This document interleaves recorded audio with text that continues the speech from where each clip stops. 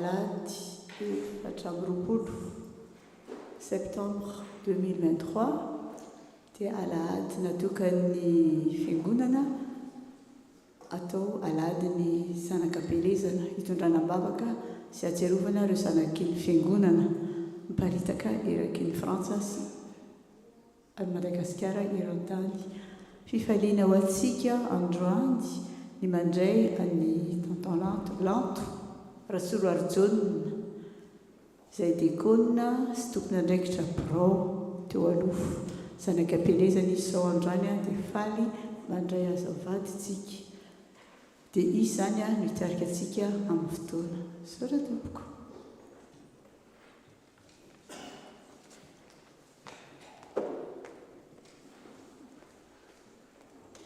Ry hava-malala ho amin'ny tompo ho aminareo anieny fahasoavana sy ny fiadana avy amin'ilay ankehitriny taloha ary ho avy.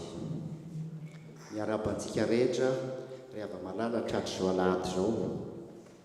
Alahady natokana ho an'ny zanakam-pielezana ary itsorana anareo sahady. Ny lohateny izay ho banjintsika amin'ity andro ity dia ny hoe velona ho an'i Kristy sy mahay miara-miaina. Miainga avy amin'ny Filipianina toko voalohany ny andimy faraka amby roapolo manao hoe fa Kristy no antony hahavelomako ary ny fahafatesana no ahazoako tompony.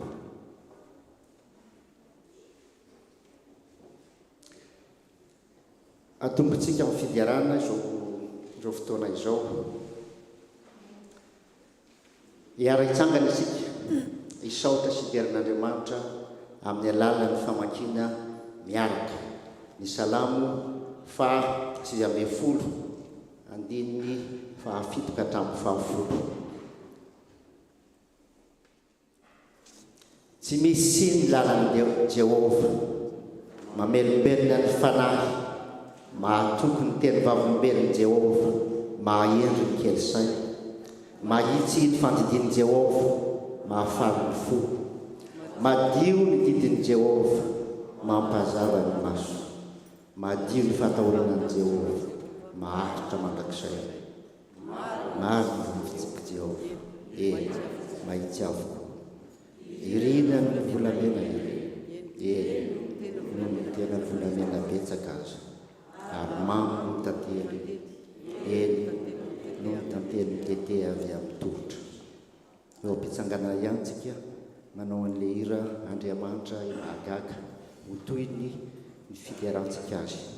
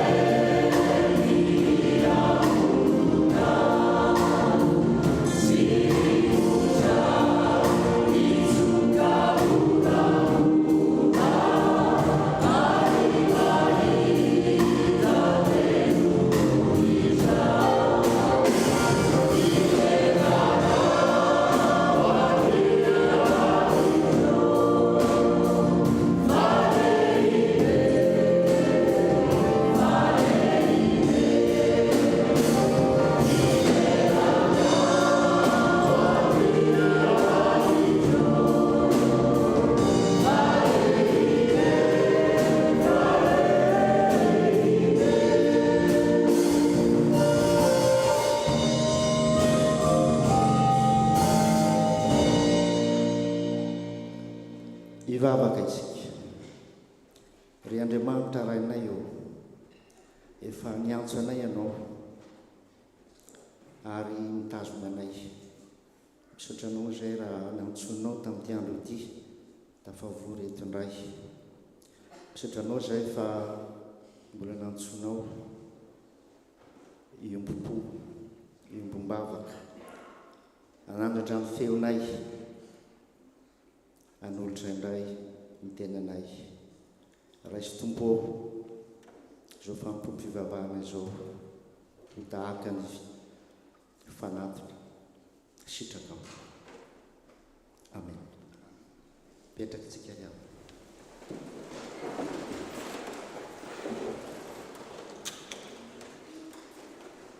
Hoenintsika indray ny sitrapon'Andriamanitra. Ny Tompo Andriamantsika dia Tompo iray ihany.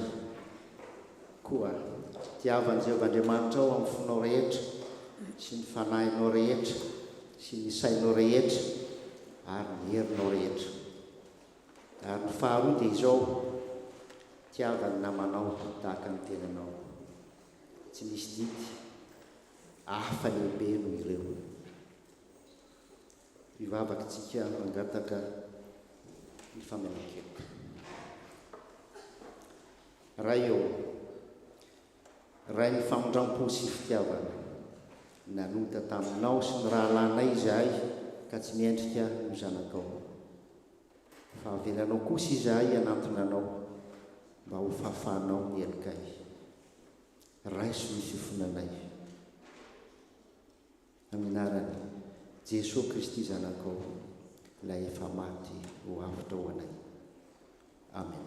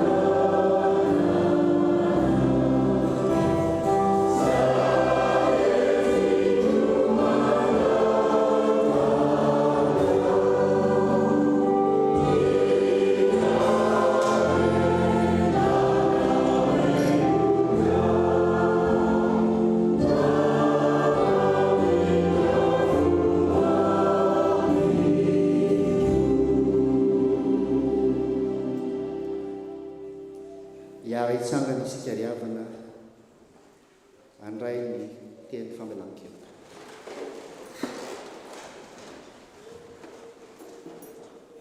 Sambatra ny olona izay voavela ny heliny sy voasarona ny fahotana. Sambatra ny olona izay tsy isain'i Jehova heloka ary tsy misy fitaka ny fanahiny. Ny fahotako nambarako taminao ary ny heloka tsy mba nafeniko. Hoy izao, hiaiky ny fahadisoako amin'i Jehova aho ary ianao dia namela ny heloka ny fahotako.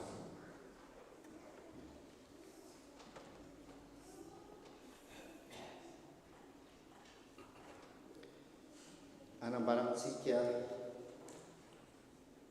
ny fahatokisantsika fahavoaviana tokony helotsika dia rahantsika amiretina ny hira manaraka voatondro.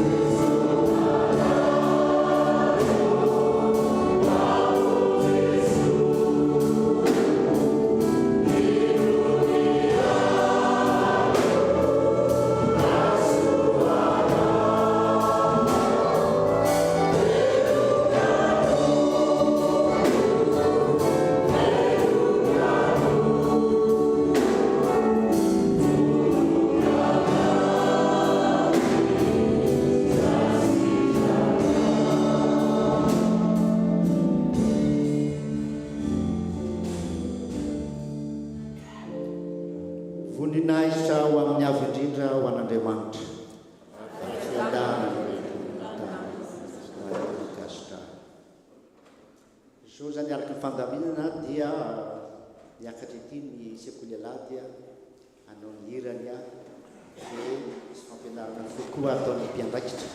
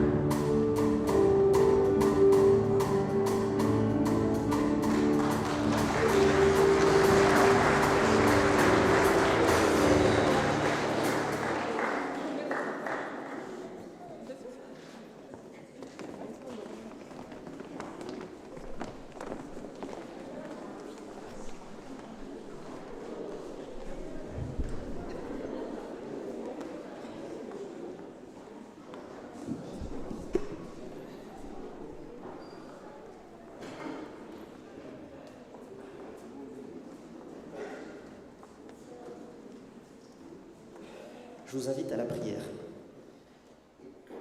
Seigneur, merci pour ce temps d'école du dimanche que tu nous donnes encore aujourd'hui. Seigneur, nous invoquons ton Esprit Saint afin que tu nous donnes la sagesse, l'intelligence de te comprendre aujourd'hui.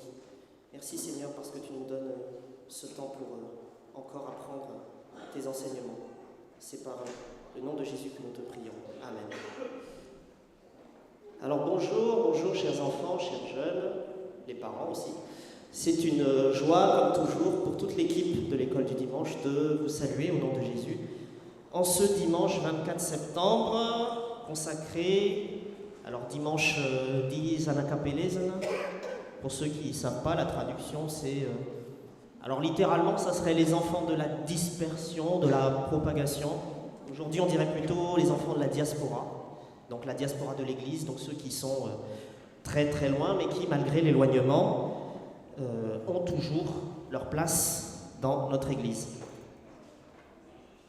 Aujourd'hui, alors j'aimerais vous parler un petit peu d'un verset qui se trouve dans les lectures du jour, que l'on va écouter tout à l'heure, Ésaïe chapitre 55, verset 6, et je vais me concentrer sur la première partie du verset, celle qui dit au nom de Jésus, « Recherchez le Seigneur maintenant qu'il se laisse trouver. » Recherchez le Seigneur maintenant qu'il se laisse trouver.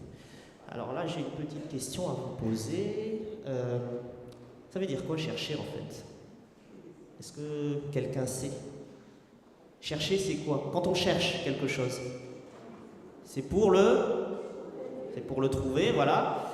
Rechercher le Seigneur. Alors si, supposons par exemple, je suis chez moi, je ne retrouve plus mon téléphone, qu'est-ce que vous allez me dire? Alors avant d'en acheter un autre, vous allez me dire, cherche ton téléphone, et qu'est-ce qu'on va faire concrètement quand on cherche? C'est on va regarder dans les pièces, on va voir si on ne l'a pas laissé, je ne sais pas, sous un lit, dans une armoire, quelque chose comme ça. Alors, je vais prendre la définition du Larousse. Chercher, c'est se déplacer, parcourir un lieu, faire des efforts pour trouver ou retrouver quelque chose qu'on aurait perdu ou oublié. Alors là, c'est important, il y a un mot qu'il faut souligner, enfin un groupe de mots, faire des efforts. Faire des efforts, ça veut dire que vraiment on se donne, on mobilise tous ses sens, la vue, on essaye de regarder, l'écoute, on va essayer peut-être, si je reprends l'exemple du téléphone, de le faire sonner, on va essayer de se mobiliser au maximum. Mais rechercher Dieu, alors rechercher le Seigneur, comment on fait? Parce que je pense qu'il y en a qui vont dire « Oui, mais Dieu, moi je ne l'ai jamais vu, moi je ne l'ai jamais entendu, je ne sais pas à quoi il ressemble. » Eh bien, en fait, dans ce texte, on parle surtout d'invitation à la conversion, un appel à se tourner vers Dieu. Mais qu'en est-il? Comment est-ce qu'on fait pour reconnaître justement ce Dieu? Qu'est-ce qui le caractérise? Alors, pour donner quelques éléments de réponse, on va se pencher sur le deuxième texte, qui est en fait le troisième, l'évangile du jour, Matthieu chapitre 20, versets 1 à 16, qui parle, on écoutera tout à l'heure, c'est la parabole de ce qu'on peut appeler les ouvriers de la 11e heure, c'est-à-dire c'est Dieu qui est décrit comme un propriétaire d'une vigne. En fait, c'est un maître de la vigne, donc il sort le matin, il va chercher des ouvriers. Il cherche des salariés parce que le domaine est très grand et qu'il faut des personnes pour s'en occuper. Alors il sort le matin, il voit, il y a des gens qui n'ont pas de travail, donc il va les chercher, les embaucher, on peut dire. Donc il fait ça, le matin. Ensuite, 3e heure, il embauche encore il va chercher sur la place des gens pour s'occuper de sa vigne, et c'est la même chose. Il va encore les embaucher. Et ainsi de suite, à la 6e heure, à la 9e heure, à la 11e heure. Arrivé le soir, vient le moment de la paye, où tous les ouvriers vont recevoir leur paye du jour. Et alors le maître, il avait convenu avec tout le monde, oui, votre salaire, ça sera un denier. Un denier. Donc, moi, je ne sais pas ce que ça représente, c'est un salaire, voilà. Et tout le monde a reçu un denier, même ceux qui sont arrivés en dernier. Et là, vous diriez, mais non, c'est injuste, ceux qui sont arrivés le matin, ils ont travaillé plus dur que les autres, nous on a travaillé dur, et on a le même salaire que tout le monde. Et ce à quoi le propriétaire dit, Alors, on peut lire dans les versets, il dit mais n'avions-nous pas convenu de ton salaire? Ou alors est-ce que ton regard est mauvais? Parce que moi je suis bon. Vous voyez, dans cette petite parabole, il y a ce regard parfois qu'on porte sur Dieu. Donc on a l'impression que c'est injuste parce qu'on a plus travaillé que les autres, on mérite plus. Et ce regard qu'on porte sur Dieu, ce regard mauvais parce qu'on croit mériter. Alors qu'en fait, Dieu c'est celui qui donne avec surabondance.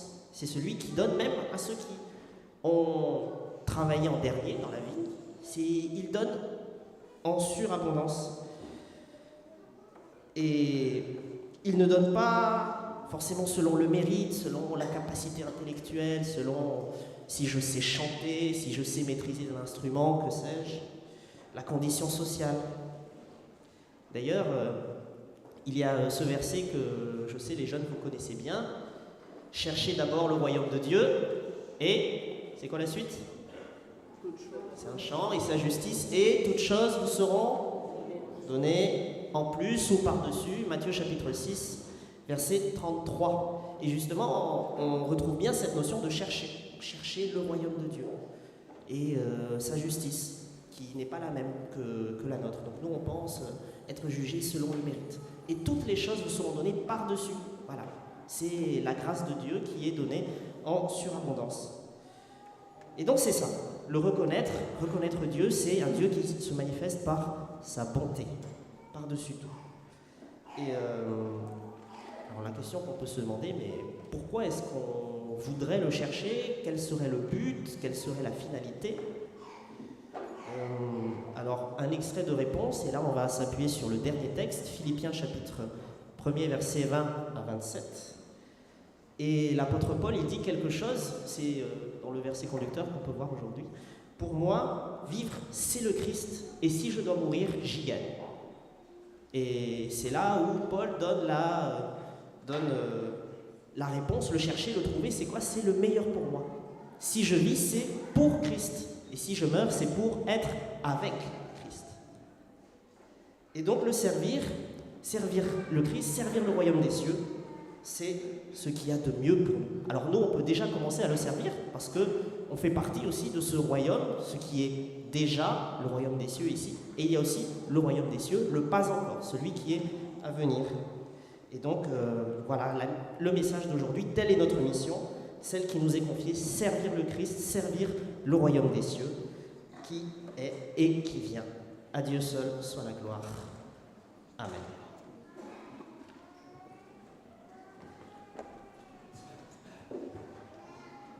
Misaotra tokoa ireo zanakisika eto amin'ny fiangonana mampatsiahy ny ankizy dia mariky ny fahavelomany fiangonana lasa zavatra sarotra mahita an'ireny any ankafany.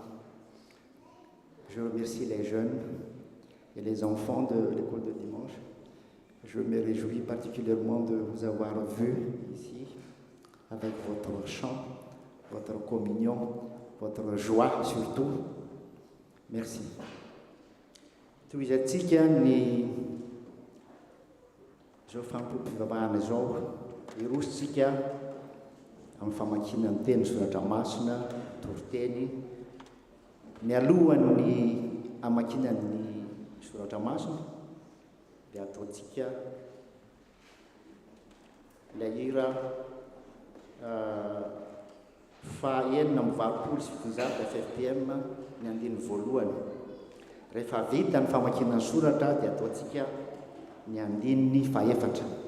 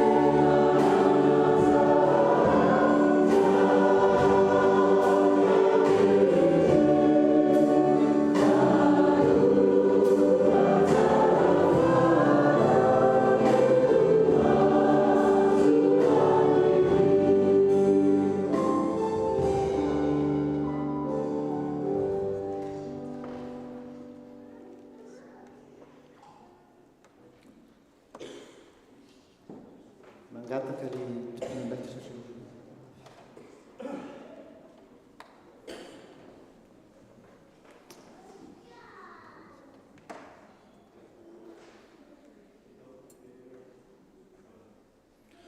Avant la lecture de la parole, je vous invite à prier. Seigneur notre Dieu, nous voulons te remercier pour donner ce temps de culte et nous permettre de revenir ici pour te célébrer. Maintenant que nous allons lire ta parole, nous te demandons d'ouvrir nos cœurs, ici présents et ceux des serviteurs qui lire ta parole pour que cette parole soit réellement une nourriture pour notre foi, pour nous aider à grandir et que cette parole soit, comme tu le dis, une vraie lumière sur nos chemins et sur nos sentiers pour notre vie. C'est en ton nom 3 fois 5 que nous sommes prier. Amen.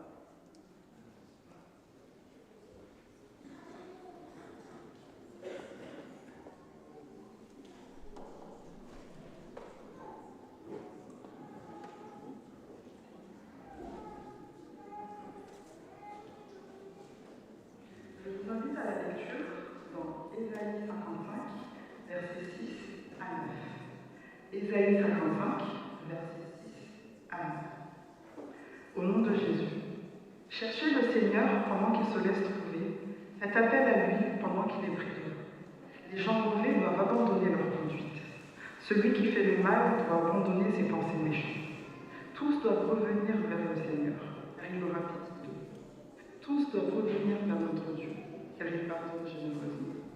Le Seigneur déclare: vos pensées ne sont pas mes pensées, mes façons de faire ne sont pas les vôtres. Il y a une grande distance entre mes façons de faire et les vôtres, entre mes pensées et vos pensées. Elle est aussi grande que la distance entre elle et la terre.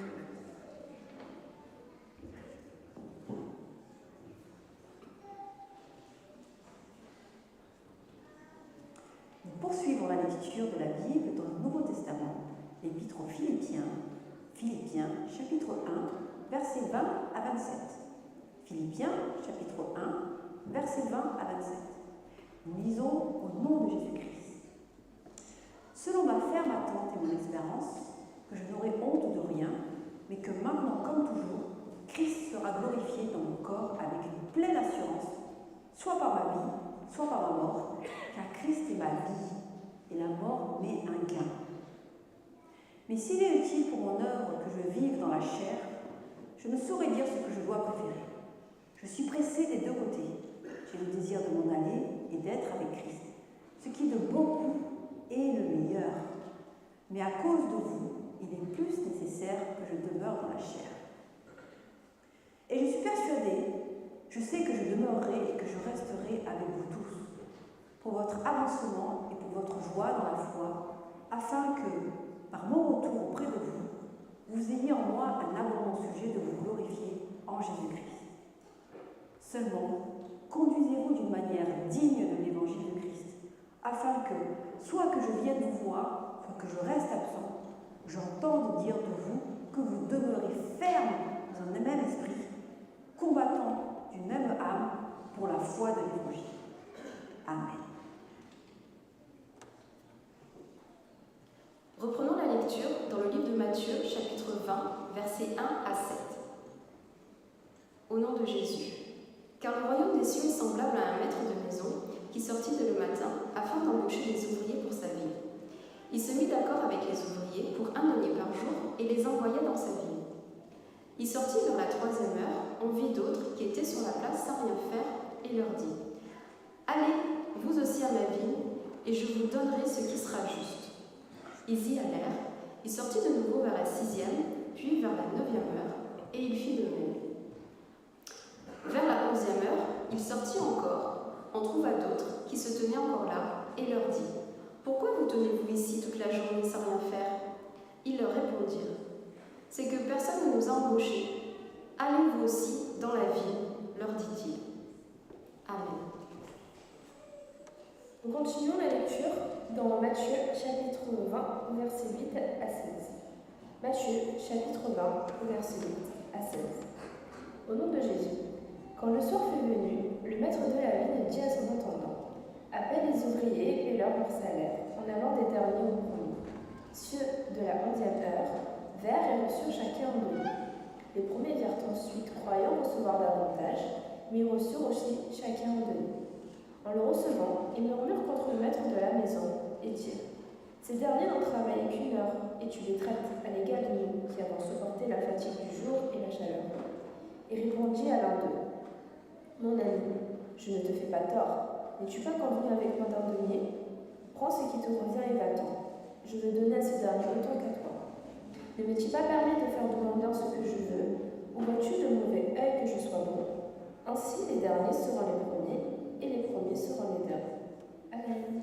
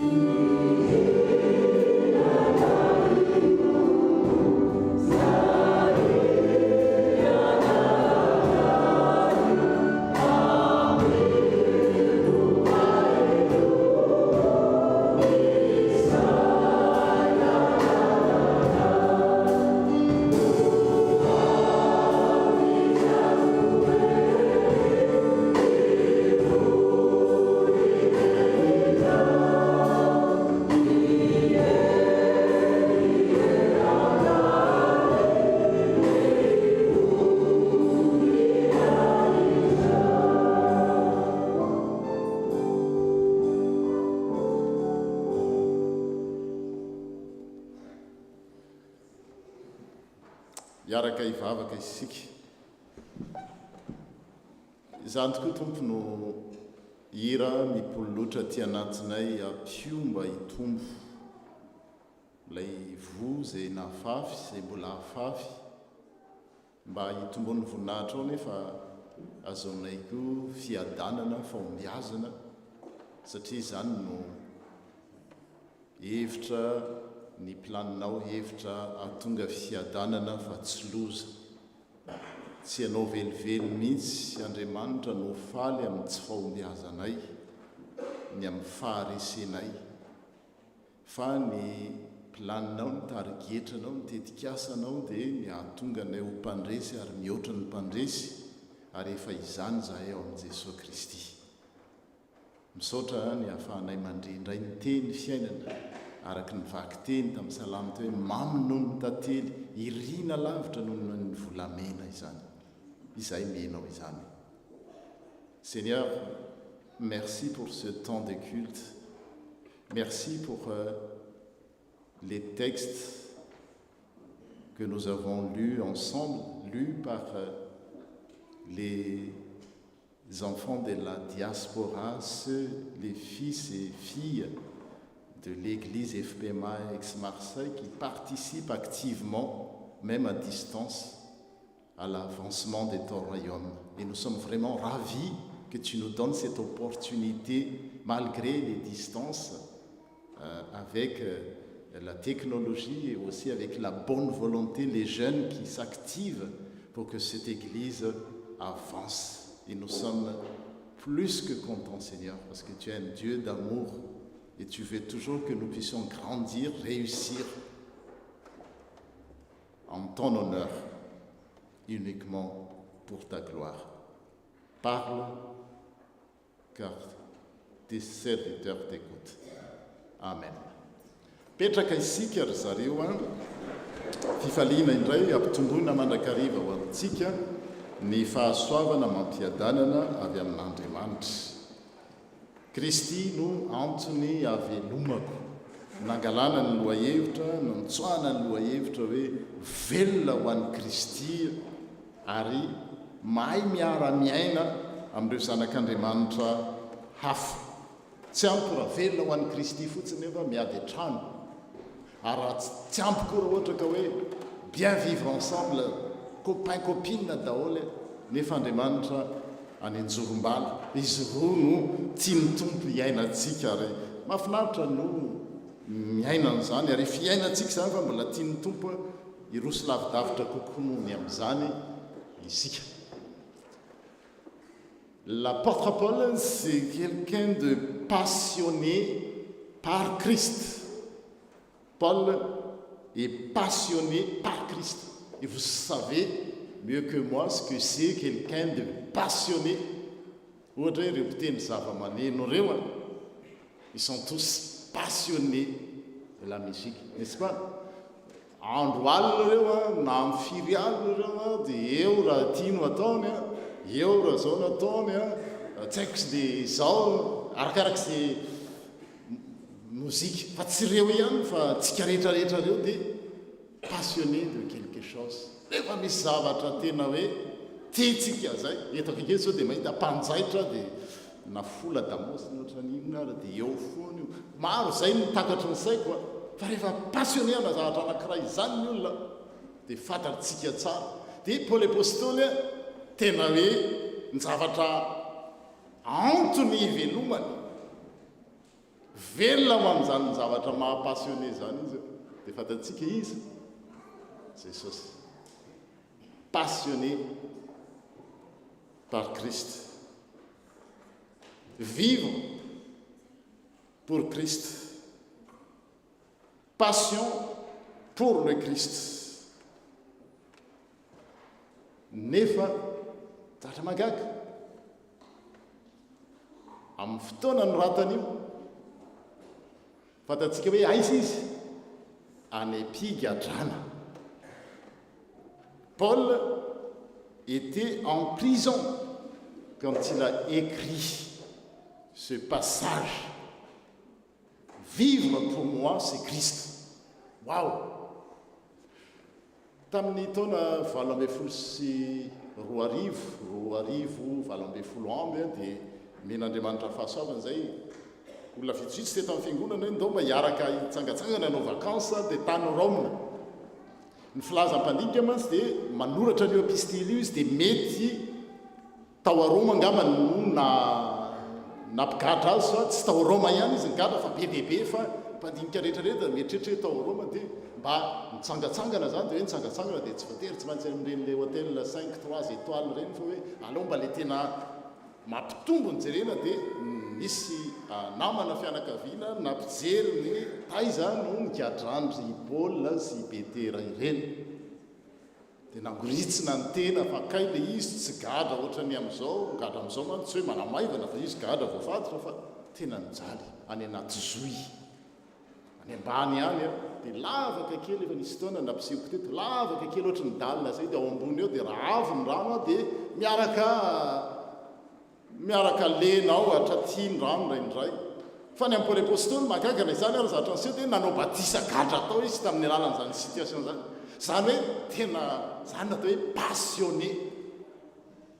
Raha za zao tamin'izany dia tsy misy ny ataovy batisa pasteur tsy fantatro zay mety ho fietsika za ary ty gadraka fa ny olona passionné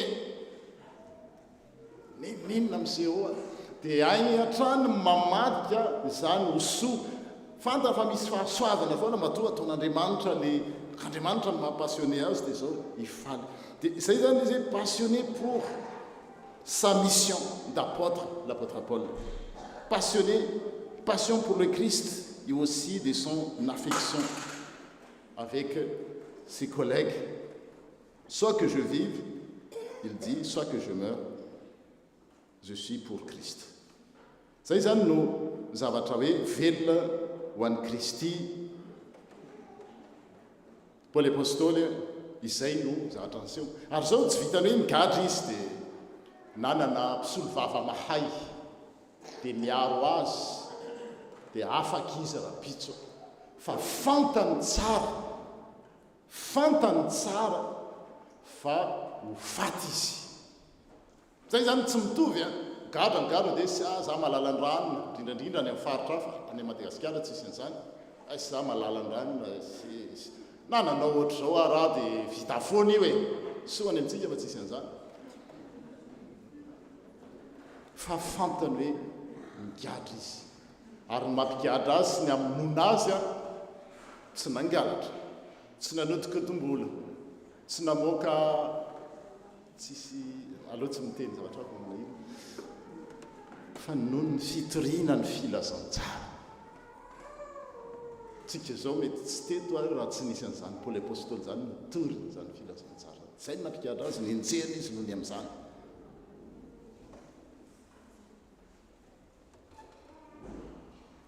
Lorsque l'apôtre Paul, comme j'ai dit, il a écrit cette lettre, il était en prison et son procès est commencé et il sait très bien qu'il risque la mort. Soit que je vive, soit que je meure, Christ sera glorifié, il a dit. Glorifié dans mon corps, c'est-à-dire toute ma personne, la personne tout entière. Raha ohatra ka ndray izy afaka io zany le izy hoe il risque la mort, mais il y a des possibilités qu'il soit aussi libéré parce que Dieu l'a déjà libéré à maintes reprises. Impiry izy no nigadra dia mila fiderana izy lasy dia mivano fatorana. Nisy taona ny olona nanampy azy namoaka azy tany amin'ny rindrina efa betsaka ny zavatra nanenjehana azy fa afaka izy dia mieritreritra koa izy mety ho faty izy na mety koa ho afaka fa raha afaka izy zany dia zao mbola ho afaka miaina indray amin'ireo namany zany mbola afaka manao ny filazantsara maty izy dia ny fahafatesany lasa fijoroana vavolombelona hoe maty noho ny filazantsara zany hoe na maty na velona izy dia faly foana fa le zavatra mapassionné azy no mamirapiratra zay le izy na maty izy dia zao ary zay raha mamaky ny toko voalohany eo nareo dia mahita hoe nytao ampigadrana rehetrarehetra tonga dia mahalala fa ny nampigadra tsy nangalatra tsy nan'ololona tsy nanao zavatra azy fa noho ny filazantsara dia gagy reo olona reo rehetrarehetra reo matao ampigadrana dia zao nanao zavatra ratsy afa-tsy izy gagy ny olona hoe ao dia faly izy ny amin'izany raha maty izy dia fantatry reo olona reo iny olona iny maty no gadraina noho ny Kristy voatory ny filazantsara afaka izy dia zao fahasoavana foana hoe Kristy indray nanafaka azy ary mbola afaka mitory ny filazantsara izy zany hoe ninonina mitranga araka le hira le iratsikiva indraindray rehefa mihirana iny tsika ninonina mitranga rehefa vao misy zavatra midoboka dia loza aiza zany fa ny amin'ny Paoly apôstôly zao na afaka izy dia vao maika faly izy hiaraka amin'ireo namany anohy ny fitoriana ny filazantsara maty izy dia zao fifaliany zany ary ho any amin'ny Kristy araka ny lazainy hiary tio vivre pour Christ et vivre avec Christ pour toujours zany hoe zay hoe lasa le fahafatesana la mort met un gain lasa tombony ho azy ny filazantsara satria lasa eo akaiky ny namany izy dia Paoly apôstôly zany tena mahafehany le lohahevitra zay tenentsika hoe velona amin'ny Kristy izy nefa koa mahay miara-miaina amin'ny hafa ary zay le azo fijaliana tsy ena nanao an'io azo fijaliana io mba lazaky azy nandray tsika manadino à partir des bois de récupération le niraisidraisiny teny nataon'ireo manataleta rehetrarehetra ary zay no anaovana zao aladiny zanakam-pielezana zao hoe ato amin'ity fiangonana ity na ny atao toerana mahazo ny toerana na ny any lavitra aza dia mahazo ny toerana satria Andriamanitra nanome toerana azy dia namboatra n'io azo io satria io azo fijaliana io talohan'izay nahatadidy reo ny zokonjokony miantona kely tery ambony tery dia le anankiray lava be fa le lao le izy foy dia nisy olona nanampy na namboatra nanolotra fanomeza avitany zany satria manondro zavatra hoe le mijidina la partie verticale mijidina izy amin'ny teny malagasy dia zao le vivre pour Christ passionné pour Christ fa tsy ampy zay fa mila le mitsivalana koa horizontal hoe mahay miara-miaina amin'ny hafa ary Paoly apôstôly dia zay no ataony nagadra ary izy tsy kizitina atao ampigadrana tao mangina anao fa za efa zara tsy atako zay mantsoa tiako zary mety higadra bobobododo nareo mety tsy manao an'izany fa misy manao an'izany tsy azo kitikitiana mihitsy fa misy problème nerveuse raha mama nerveux pa dada masaka daholo ny ankizy tsy fafantatra hoe efa zara zao vola tsy misy ohatran'izao fa ny olona passionné mahay miaina miaraka zavatra misy zany ao aminay eo loatra ny tsy misy an'izany tsy atovadiko dia tsy miteny vraiment savoir vivre avec les autres. Premièrement, vivre passionné. Tsy manao fotsiny io nge za zany ny tena rehefa ohatra isika mbola tsy tena hoe passionné sy aloha tsy manao fa lany fotoana andana aloha manao zavatra hafany dia rehefa avy eo am'izay dia hoe tsy am'izay tena sulako fa izy ozy ny tompo hoe matimaty ianao mangatsiatsiky tsy an'ny atsy tsy an'ny roa fa soit on est passionné soit on l'est pas. Et Paul l'apostole lui sa vie c'est le Christ quoi. Et des fois quand on dit vivre pour Christ c'est mais moi j'ai jamais vu quelqu'un d'heureux que l'apôtre Paul. Tseryon zavatra vaky mifaly mandrakariva hoy za hoe mifaly nefa izy any mikatra zany ny olona ambazava ohatran'izany dia mahay tsy passionné ho an'i Jesosy satria be dia be ny olona hoe mivavaka dia mivavahana indray etivany amin'ny ao masaka daholo izay mikitikitika any anjara fanompony bobobobobo tsy zany mihitsy ilay izy inclusive ahoana ny arahako amin'io ny azy gadra ara dia participer tamin'izay fifatorana zay ndraindray tsika tena mafana fony amin'ny tompo za tena mivavaka be oatra nefa manodidina masaka na tsy mahazo ny anjara fanompony nefa ny tompony nanome azy amin'iny anjara fanompony ary zay mahafinaritra n'ity fiangonantsika ity hoe tena hoe ezaky ny fiangonana ny komity ny tafy mihitsy ny ahatonga tsika rehetrarehetra na zanak'ampelezana misy amin'ireny any anaty train any alavitra any fa vivre passionné pour Christ izy là où ils sont mais ils vivent, ils savent vivre aussi avec nous malgré la distance qui nous sépare. Zay ny afatry ny lakroa tsara tare mahafinaritra io c'est beau c'est écologique fa malaza amintsika foana hoe na iza le olona anankiray eto izy dia tsy adino miverina eto izy faly ary zay ny projet ny fiangonantsika miara faly amin'izay ho faly miara orika io amin'izay ory dia le rehefa avy eo hitatsika le filazantsara hoe ahoana tokony moa zany ny filazantsara zay nyvakina tamintsika teo dia izao zay zany ny fitimiko kely le ty hoe si l'apôtre Paul il est libéré il pourra continuer sa mission d'évangélisation et son emprisonnement et son procès lui auront permis de témoigner du Christ non seulement en prison, mais aussi au tribunal, parce qu'il y aurait un procès où tous les journalistes de l'époque vont être là. Ah, ce monsieur-là, il est emprisonné pour qui? Pour le Christ. Il est passionné, pourquoi il est arrivé là? Donc, l'évangile est proclamé de manière indirecte. Ça une fifaline. S'il est condamné à mort, sa condamnation, affrontée dans la joie, sera aussi un témoignage de son Seigneur. Dia mitatarany filazantsara teo tsika hoe zay ny tarigetra ny fiangonana hoe miara faly amin'izay faly miara ory amin'izay ory dia zay nanangana ny fiangonana nyreny hoe manana association culturelle d'entraide tsika zay nanao etsika tamin'ny sabotsy dia miaraka eo tsika dia ny zavatra azo amin'ireny rehefa misy mandona paorina dia miara ory amin'izay ory tsika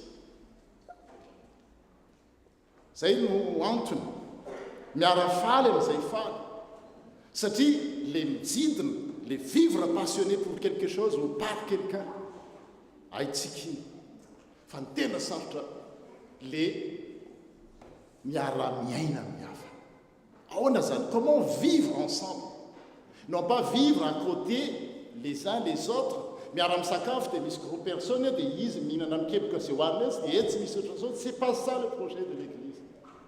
Le projet de l'église, c'est que dans une famille, c'est pas, il y a une personne qui mange au salon, mange à la cuisine, mais on mange dans une salle commune que le salle a mangé.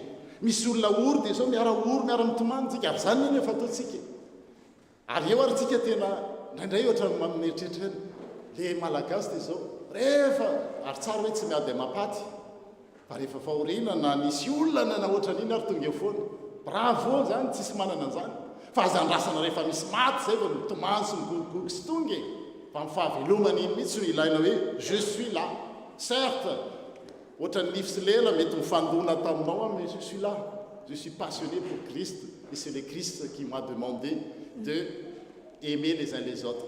Tangela izy raha ny tena tsika ngedy za efa voalony efa nataoko daholo zay zavatra rehetrarehetra hoe ny tompo hoe aza vela tsisy ho voaloha afa-tsy ny fifankatiavanareo. Dia iverina amin'ny tantara aritsika amin'ny hoe comment vivre ensemble, comment savoir vivre avec les autres, mahay miara-miaina amin'ny hafa. Dia le tantara teo no tsy dia mahazatra le izy fa misy tenin'Andriamanitra mantsy dia ohatran'ny diamondra. Diamant, la parole de Dieu, c'est comme multifacette. Il n'y a pas d'interprétation. Alors ça, il m'a dit l'ouvrier de la 11e heure, des Zawaf, Niasa Théodawal, les retraités, des Fara, des Nas, des Evolon, Fara, enfin, Miss Lesnafa, mais c'est une temporaire, Tika, Amniou. Disons, mais on fait un canadément, on fait un étiatan, les fans à canadément, comme il a dit, le royaume de Dieu qui est déjà là. Et l'Église est là, fait partie de ce royaume de Dieu qui est déjà là, mais il y a aussi le royaume de Dieu qui n'est pas encore, mais qui sera manifesté un jour, quand Christ reviendra. Ça, les deux aspects du royaume de Dieu. Et là, on parle du royaume de Dieu encore sur terre. Dès Tunga les tout les tanbolou que ça Firou les références listés. Matthieu 20, ça fait. Tirki la Bible commence. Manzar là ça. Il a les textes. Matthieu 20, chapitre.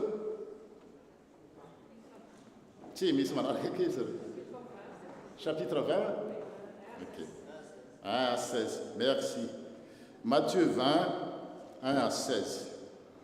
Tunga le tupun tanbolu kazan istizan fanwarana ny amin'ny tany ny amin'ny fanjakan'Andriamanitra le izy io tantara io c'est une parabole dia zao no hitantarany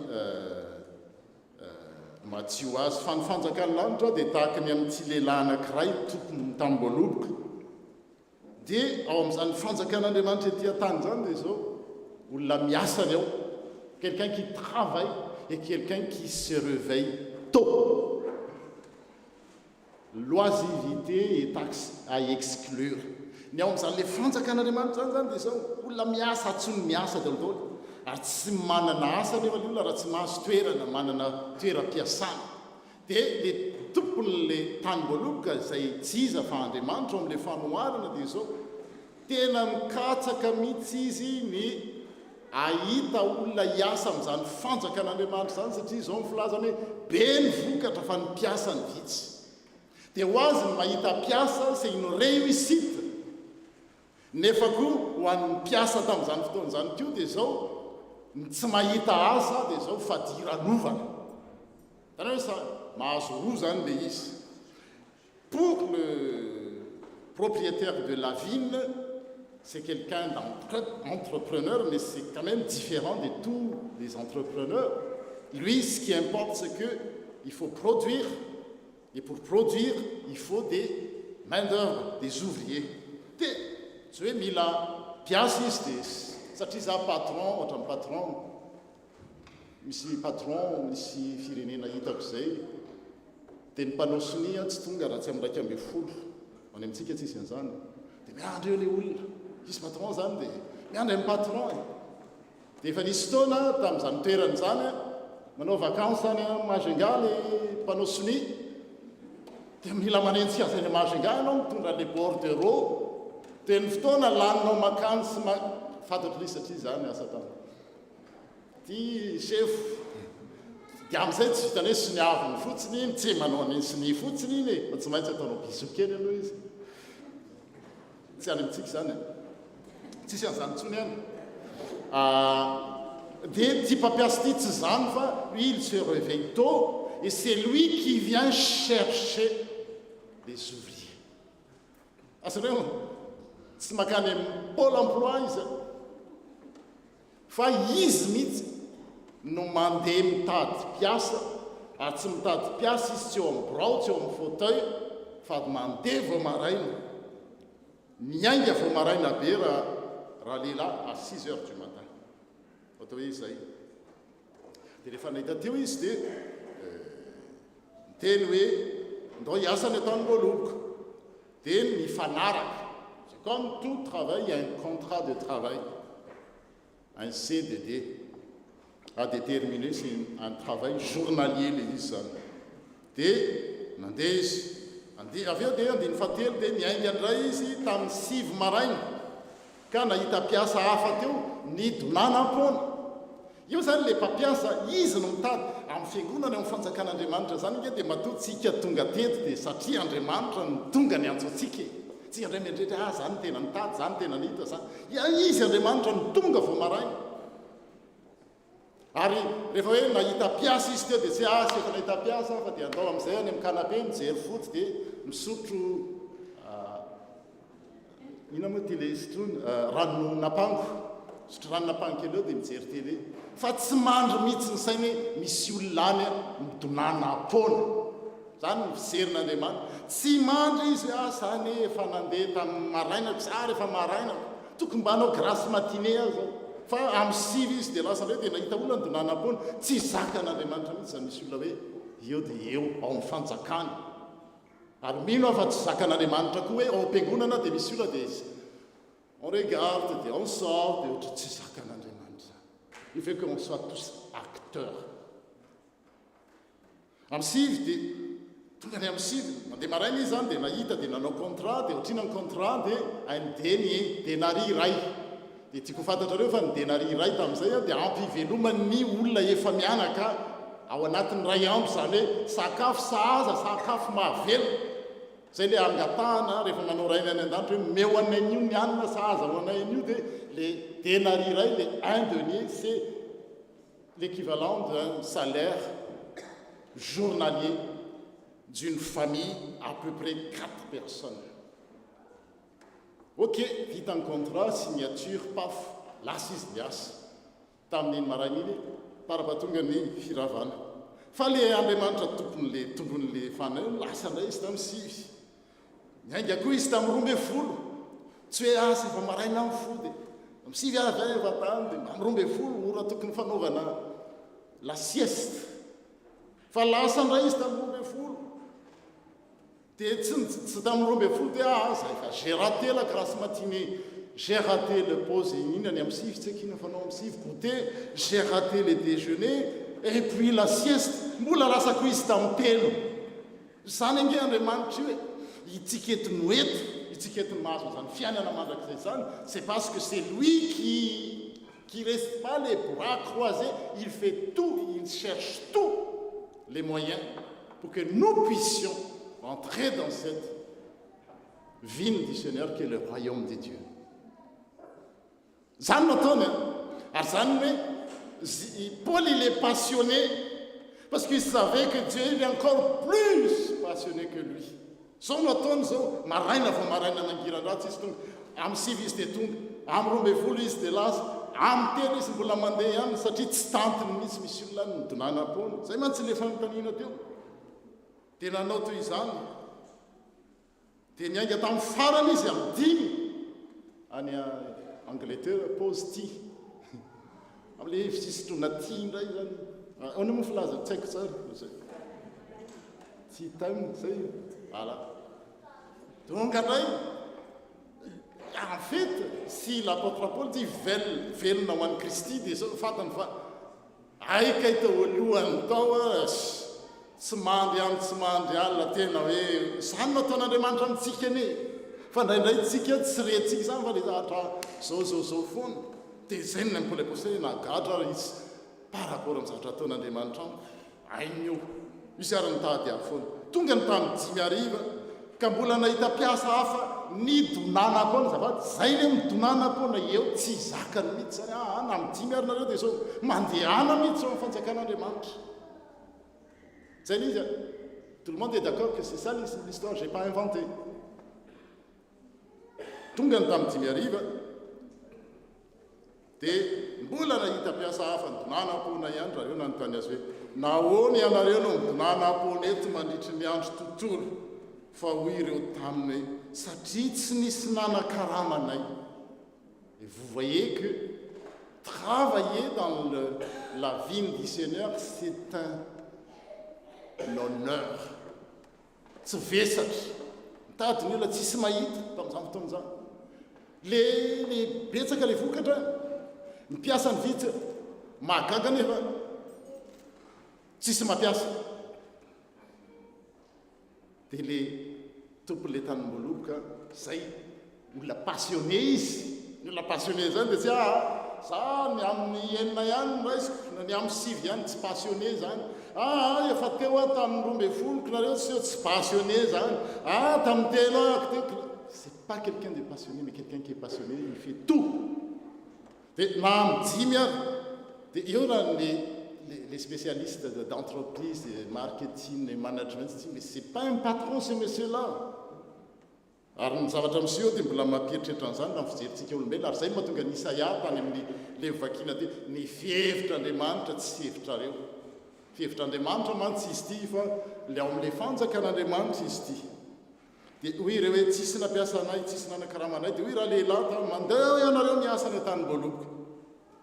Tonga amin'ilay fotoana amin'izay ary le andraisan-karama. L'heure de paix, le mena valoboka iny. Iny ny andrasany rehetrarehetra. Dia eo ny tompon'ilay tany-boaloboka tamin'ilay mpitandrom-panana, le gestionnaire zany, l'intendant, l'économe. Atsoy le mpiasa rehetrarehetra teo.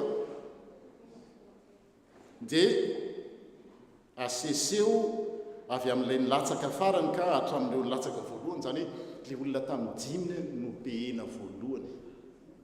Dia rehefa pehena voalohany iny dia hitan'ireo le nihiditra tamin'izao. Asa amin'izay zany ny fandoava karama, jour de paix, heure de paix. Dia tonga ireo nilatsaka tamin'ny 10 ariva dia nandray dénari iray, l'a reçu un denier. Comme ce qui a été fait avec le premier qui s'est lancé. Sakafo mahavelona ao anatin'ny ndray andro. Dia tonga ny latsaka tamin'ny 10 dia tonga koa ny 10 ireo nilatsaka voalohany ary nanam-po andray bebe kokoa kanjo dénari anankiray avy ihany no voarainy. Teo ampiandrasana izany dia monmonina, grevy, monmonina tamin'ilay tompon'ny tany-boaloboka reti-piasa hoe nahoana ireo nilatsaka farany ireo dia ora ray monja no nesany. Tamin'ny 10 izy niditra dia nirava tamin'ny 9, kanefa nampitovianao karama tamin'izay niditra teo tamin'ny fiandohan'ny asa. Tsy rariny injuste izy hoe fa tsy nifanaraka ve tsika tamin'ny contrat de travail dia zao hoe sakafo mahavelona ndray andro ary tsy matinao ny ianao fa miaina. Fa ireto niditra reto dia sao mba tiako izy ianako-hanina ny indray andro.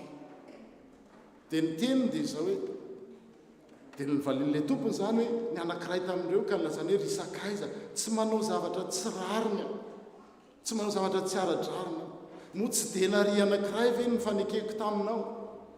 Raisiny ianao dia mandehana fa ilay nilatsaka farany dia tiako omena tahaka anao. Tsy azoko anaovana izay tiako atao ve ny fananako? Sa mialina ianao satria mazava fo amin'ny hafa. Eo lehibe faly amin'ny fahombiazan'ny hafa. Misy tsika indray rehefa mahomby ny hafa malahelo tsika. Zay le hoe savoir vivre ensemble. Misy olona miréussir io zany baromètre alalàna hoe est-ce qu'on est vraiment passionné pour Christ? Des hommes. Si quelqu'un est dans la misère, Je suis affecté profondément. Et si quelqu'un réussit, je partage sa réussite. Eo no fiainana mandrakizay izay ao amin'ny fanjakan'Andriamanitra sika rehefa zany ny filaza foana mantsy amin'ny malagasy ary mino angamba ny fefadiso zany dia hoe tsy avany ory ary ory avamanana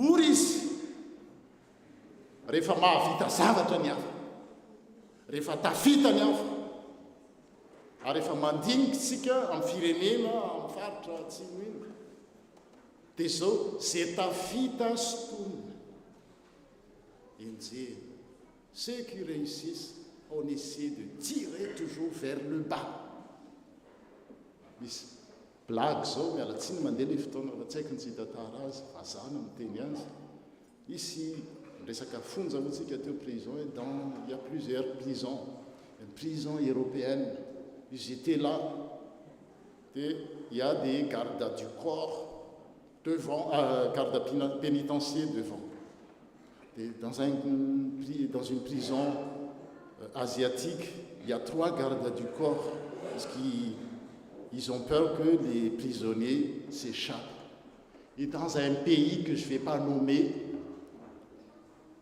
il n'y a pas de garde du corps. Je dis, mais pourquoi il y a des gardes du corps dans tous les autres prisons, mais chez vous, il n'y en a pas? Je dis, mais t'inquiète, eux, ils vont se dénoncer. On n'a pas besoin des gardes du corps, mais celui qui va s'échapper, c'est eux qui vont dénoncer. Ohatran'izany izy ory avamanana ary nolovaitsika tamin'ny Abela hita amin'ny Kaina izy.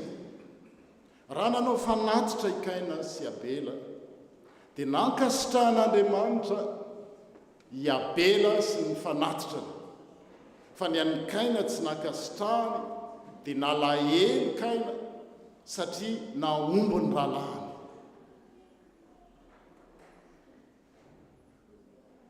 Dia zay novatsika se réjouir avec ceux qui sont dans la joie. Voilà le témoin de la croix. Ah, tafita ianao, navita fianarana ianao, nahazo an'izao ianao, faly fa tsy lotika. Fa nahoana no izy, ny ankainany zany fa nahoana ny Abela, tezitra tamin'Andriamanitra izy, fa nahoana ny Abela no nekenao fa tsy zany. Andriamanitra ny tsy niteny mihitsy fa mety mbola ho avy ny fotoanany Kaina zay ny tatariva zany tsy nisia olo izy. Andriamanitra ohatran'izao dia zao izy dia zao tia no sambatra ohatran'izao tantara zao voaka maraina izy voaka hariva izy fa ny an'ny Abela no nankasitrahany fa tsy midika hoe définitive zany zavatra zany tokony nakatahaky ikaina hoe ahoana zany no ataoko mba ho ankasitrahan'Andriamanitra ny a fa dia iny dia faly iny a dia atao zay ampidina ny iny dia tsy ao amin'ny fanjakan'Andriamanitra. Voilà le savoir vivre ensemble. Se réjouir misy olona hoe tafita dia zao tena faly ianao ao nahazo an'izao raha any ohatry ny azoko ohatry ny hoe za koa no mipartage taminy. Zay le condoléance misy olona ory dia zao tena ory dia mitomany ary zay ny tantaran'le zanak'Adala le tena adala lasa le ray dia nodiny saina rehefa lasa izy a dia faly izy anamy toerana za rery no amanjaka ao amin'ny tanànany dada lao inoany tsy fanjakan'Andriamanitra zany miverina indray le zandriny nalahelo izy iny efa nanao an'izao nahoana ny raisiny tsy ao amin'ny fanjakan'Andriamanitra zany ary le ray a eo mantsika disiko le hoe le zanak'Adala dia le voalohany adala sitrany iny adala nodisaina iny tsy adala tsony c'était un passé. Mais le vrai Adala, pardon, le vrai fou, c'est celui qui voaka ny fiangonana olona le olona dia faly izy ataony aza zay voan'ny olona amin'ny fiangonana tsy zanak'Andriamanitra zany. Ny zanak'Andriamanitra tsy hoe mahita azy roa lahy ao atokantrano mais pas l'un à côté de l'autre. Mananjanaka isika dia miady ny zanakisika dia itsika mihitsy ny teneny dany andao ianao hitadiavaka trano dia mipetrary ny ataony ray aman-dreny ny ataony mitarika dia zao ahoana no ataoko ampiavana andreo jobily maly nanao an'izany tsika tsoka ny sodina dia zao c'est le remise à niveau verina aminao ny dolidolo le mikitotaona rehetrarehetra le olona andete rehetrarehetra reny miverina aminao zay ny fanjakan'andriamanitra. À part ça, il ne faut pas appeler les royaumes de Dieu. On peut dire tout ce qu'on veut, mais c'est pas ça. Ny fotoana ny zanakadany iny koa dia zao lasa le zaza nandeha dia le ray ny azo le ray miatao tsara nanome an'iny namana an'iny tamin'ny goaiky ohatrany nataony tamin'ny Eli. Tsy hoe tambatambazina amin'ny fahadalany le olona ka very reny avelan'Andriamanitra iseho les circonstances nona izy mihitsy nety hoay tena nona nodiny sainy ka eny am'dada tsara ty zavatra ataoko ty fahadosoana iverina fa tsy tambatambazana tany hoe ka maratra amin'ny fony e zao hoe nefa ny sainy maratra. Tsy azoko anaovana zay tiako ve ny vananako samy mialina ianao satria mazava foa ny zanak'Andriamanitra ohatra antsika dia zao tsy hialina amin'ny fahombiazany ny hafa mihitsy fa tsara zao mizara n'izany fahasoavana azo ny hafa zay. Dia zay zany ry havana le loha hevitra hoe velona ho an'i Kristy mahay miaina miaraka amin'ny hafa. Ary izay nisaorana andreo zanak'ampielezana zanaky ny FPMA zay ambassadeur solomavan'i Kristy any amin'ny toerana zay misy azy any dia zao mitondra an'izany afatra zany amin'ny toerana zay misy azy. Fleurir là où Dieu nous a plantés.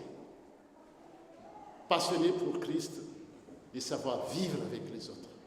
Tel est le message de la croix. À Dieu seul soit la gloire. Amen.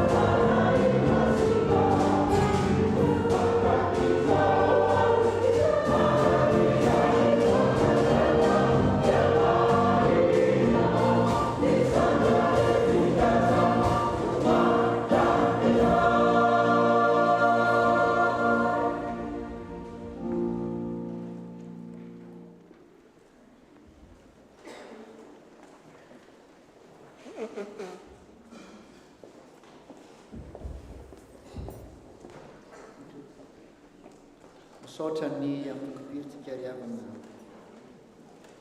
manentana antsika mitarika antsika manafana ny fontsika amin'ny isaky ny fampivavahana tahak'izao mahatsiaro ary tsy mahatsiaro ny hoe kolotsaina fotsiny fa mahatsiaro tokoa ny fampom-pivavahana sitrak'Andriamanitra miaraka amin'ny tenantsika ny kolotsaintsika. Misaotra azy roa isika. Tonga amin'ny fotoana ny zanak'ampelezana isika izao. Misaotra amin'ny fiangonana angamba ny teny voalohany tsy mahatsiaro anay, tsy izay tonga eto ihany araka ny tenen'ny pastera teo fa sandrahaka na izany na tsy izany toyna ny fo niaraka teto taloha fotoana elaela izay sy tonga teto no miantony zavatra maro samihafa fa dia faly fo mahita anareo a mahita an'ity fiangonana ity a feno mahita an'ity fiangonana ity a miroborobo sitrak'Andriamanitra izany ary mahatsiaro ny taloha maro tokoa nga mazavatra tsy vita ho an'Andriamanitra nefa mitery n'Andriamanitra milaza ary hitombo isika rehetra amin'izao fimbonantsika maro be izao hitombo isika rehetra hiara irona himbom-panahy ary hifankaty ny tenen'ny pastera atao tsy miakatra fotsiny ihany fa misandraha amintsika tsirailay aby. Misaotra ny fiangonana nananiokana izao fotoana izao ahatsiaro zanak'ampelezana fo iray isika fa na iray no mampiombona antsika ary iray isika ao amin'ny Kristy. Izay nga manonteny pastera izay ny teny ry hava-malala fa misaotra ny tonton Lanto raha ohatra ka ho fandaminana dia alefantsika aloha ny vaovao mpiangonana dia avy eo mirosa amin'ny zanak'ampelezana tsika satria sao dia misy zavatra tokony izay nga aloha alamintsika an'izay.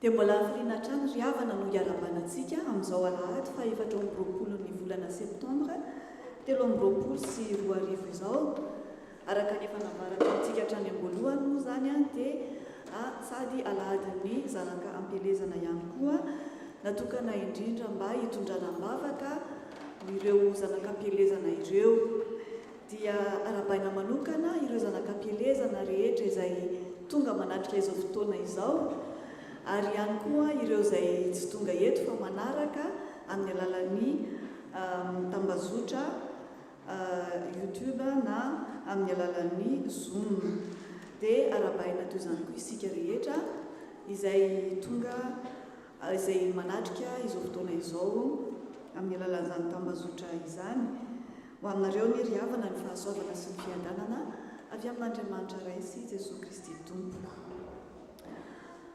Dia misaotra ny tonton Lanto isika nitarika antsika tamin'ny fotoam-pivavahana androany. Misaotra ihany koa ny pasteur Janot nitondra ny afatr'Andriamanitra ho antsika dia ilay Andriamanitra manakaripahasoavana tokoa no mbola hanafy ianareo atotosanareo ireo adidy sy andraikitra maro izay efa napetrany taminareo. Misaotra ihany koa ireo rehetra nandray anjara tamin'ny fanatontosana izao vanim-pivavahana izao. Manaraka izay raha misy amintsika vahiny sambany vao tonga miara-mivavaka eto dia iangaviana izy mba hitsangana fa ho arabain'ny fiangonana.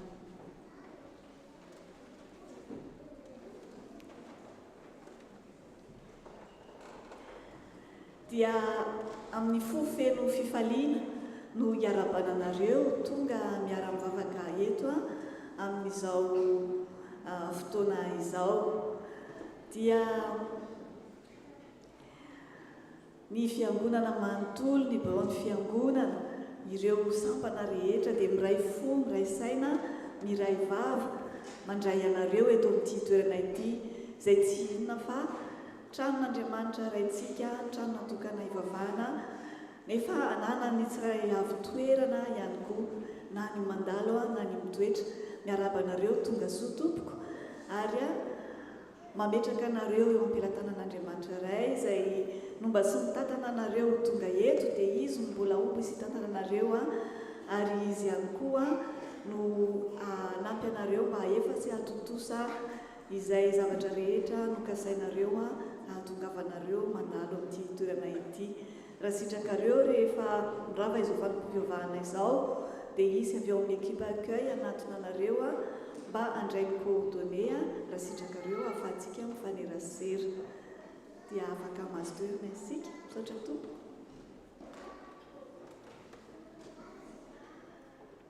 Dia raha tsy diso tazako miara-mivavaka amintsika tokoa pasteur Falimanana Rarin-Dranto miala tsiny fa misy antony fa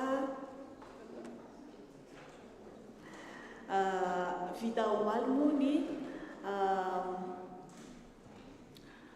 fankalazana fisaoranan'Andriamanitra ny faha-telopolo taona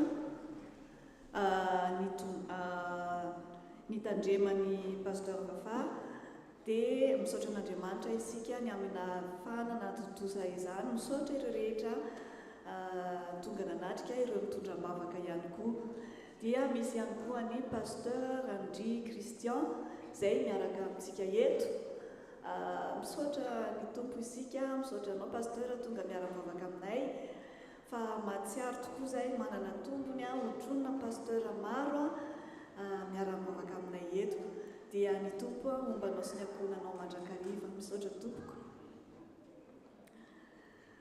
Toy izao indray ary ireo fandaharam-potoanantsika manaraka ny fiangonana moa dia manomboka hatrany amin'ny volora sasany isaky ny alahady ary misy ny fampitana izany amin'ny alalan'ny Zoom sy ny YouTube misy ihany koa ny traduction simultanée dia ireo fandaharam-potoanantsika mahazatra isan-kerinandro dia hitantsika eo amin'ny fafana misy ny SAP KNPL ny Pazapa Bible ny famerenan-kiran'ny Amafia ny an'ny fifoazana ny sekolady sy ny catéchumène ny ary tsy adinontsika ny travaux izay atao isaky ny asabotsy ihany koa izay anentanana antsika hatrany mba hifanometanana ny amin'izany hitantsika fa mandroso dia mandroso ny asa ao amin'ny salle de fête amin'izao fotoana izao nefa ilaina ny fanodronantsika ihany koa mba manao izay vita sy tratry ny herintsika tsirairay avy ao anatin'izany dia ny fanadiovana ny fiangonana amin'ny faha-telopolon'ny volana septambra zany dia anjaran'ny diakona ary izy ireo ihany koa no mandray anjaran'ny liturgia amin'ny voalohan'ny volana oktobra. Ny sujet de prière zany amin'ny fotoana io an'izay mivavaka fisaorana sy fangatahana dia tsy adino ny mitondra mibavaka ny tafo ny asa anatiny sy ivelany. Ireo diakona tompon'anjara amin'ny volana oktobra kosa dia ny groupe BCE. Ireto avy indray ary ireo daty tsara ho tadidy. Ny voalohan'ny volana oktobra dia alahady natokana hitondranam-bavaka ireo diakona dia efa manao amin'izany isika zany hitondram-bavaka ihany koa ireo diakona maro izay nanotena mba hiasa eto amin'ny fiangonana. Ny fahafito sy fahavalon'ny volana oktobra kosa dia retraiten'ny fiangonana izay ho tanterahana any La Roque d'Enterron. Ny lohahevitra amin'izany dia qui donc est le plus grand dans le royaume des cieux araka ny Matteo toko fahavalo-ambin'ny folo andininy voalohany. Ny anatanteraka ny fampianarana ny fampiofanana ny fanentanana amin'izany dia membre ao amin'ny collectif d'accompagnateur spirituel izay navita fiofanana tao amin'ny association Aspire, association pour l'accompagnement spirituel, ka izy ireo zany no iandraikitra ny fampianarana sy ny animation rehetra amin'io fotoana io. Izany moa dia ny niantsona azy ireo anisan'ny investissement ataon'ny fiangonana zany mba ahafahany rehetra manaraka ny fampianarana sy ny activité rehetra mba tsy sosahirana amin'ny fikarakarana dia tsy afaka anaraka akory ny fampiofanana ny fianarana rehetra izay atao. Ka entanina zany sika rehetra mba ho avy ho tonga maro hisoratra anarana amin'izany. Ny pension complète moa zany dia 43 € isan'olona. Ny sabotsy atoandro kosa dia repas tiré du sac ny atao. Arak'izany moa efa misokatra ny fisoratana anarana, afaka manatona ny birao isika amin'izany. Dia mariana hatrany fa afaka mandray chèque vacances ihany koa ry zareo eny an-toerana. Raha misy anefa manana olana na amin'ny ara-bola zany ny amin'ny ara-pitaterana dia aza misalasala manatona ny ray aman-dreny mpitandrina na ihany koa ireo birao, fa tsy ataontsika sakana izany ilay 43 € izay sarandasy, fa ny fahatongavantsika no tena zava-dehibe. Dia aprisihana ihany koa toy izany ireo filohan'ny sampana tsirairay mba hanentana ny mpikambana ao aminy anatrika izany retraite izany. Ny 15 volana oktobra kosa dia fanompoam-pivavahana, fanomezam-boninahitra sy famaranana ny fankalazana ny 70 taonan'ny SVK. Dia mitondra mavaka izany sampana SVK izany isika ary efa miomana ho amin'izany fotoan-dehibe izany. Ny 27 volana oktobra kosa dia hetsika faharoan'ny fiangonana izay anatotosana anatanterahana ny tonona na promesse de don izay efa nanomboka ary mbola mitohy hatrany. Dia izy solotena avy ao amin'ny commission an'izany hetsika izany andray fitenenana aorian'izao filazandrara izao anome antsika ny fanazavana misimisy kokoa. Dia toy izao indray ary ny vaovao avy amin'ny sampana tily. Si tu as entre 8 ans et 16 ans, les scouts Marseille Océan t'attendent pour une nouvelle aventure le samedi 30 septembre à 10 h au parc Pastré. Avy amin'ny sekoly Alahady. Pour bien commencer l'année, tous les moniteurs auront une formation pour la journée du 30 septembre de 9 h à 16 h. Cela va se faire en distanciel, c'est-à-dire par Zoom. Donc, tous les moniteurs sont invités. Ny avy amin'ny SVK kosa dia ilazana ny SVK mba hijanona aorian'ny fanompoam-pivavahana fa misy zavatra hotinina maika. Avy amin'ny 13e mada, araka ny efa fantatsika dia efa misokatra ny centre médico-social ka misy ny consultation gratuite miaraka amin'ny docteur Léon zany ho an'izay mila izany. Mariana kosa nefa fa mba hisian'ny fandaminana dia misy ny fangalana rendez-vous fiomanana amin'izany ka ireo équipe médicale eto toerana no atontsika ao anatin'izay. Dia ny consultation manaraka zany dia amin'ny sabotsy fahafitony volana oktobra indray isaka sabotsy voalohany amin'ny volana zany premier samedi du mois no misy izay permanence médicale tanterahana eto izay. Aorian'izao koa dia misy ny fiarabananteraka dia tsy iza izany fa i Arena Rakotonirainy zanaky Oby sy Sitraka Rakotonirainy dia ho tanterahana ny fiarabana izany. Aorian'izao filazana izao.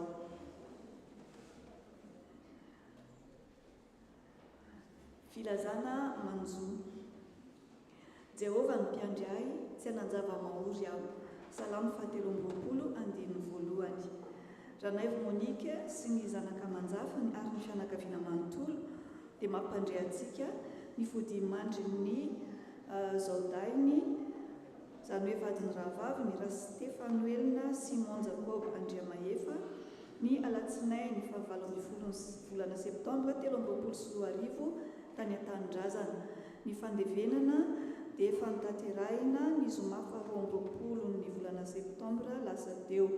Holazaina aoriana kosa ny fampaherezana sy ny famangina izany fianakaviana izany. Aoka isika hitondram-bavaka ny fianakaviana izay manamanjo.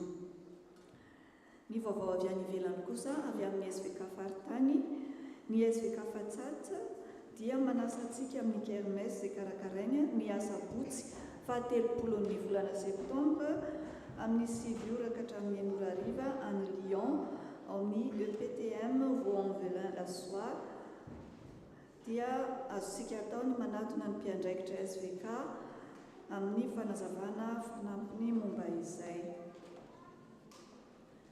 Toy izao indray ny rakitra izay natolontsika tamin'ny 17 ny volana septambra. Ny rakitra voalohany izay natokana ho an'ny fonctionnement fampandehanan-draharahan'ny fiangonana, ny total 622,60 €, ny voaray tamin'ny panier dia 472,60 €, ary ny panier connecté kosa dia 150 €.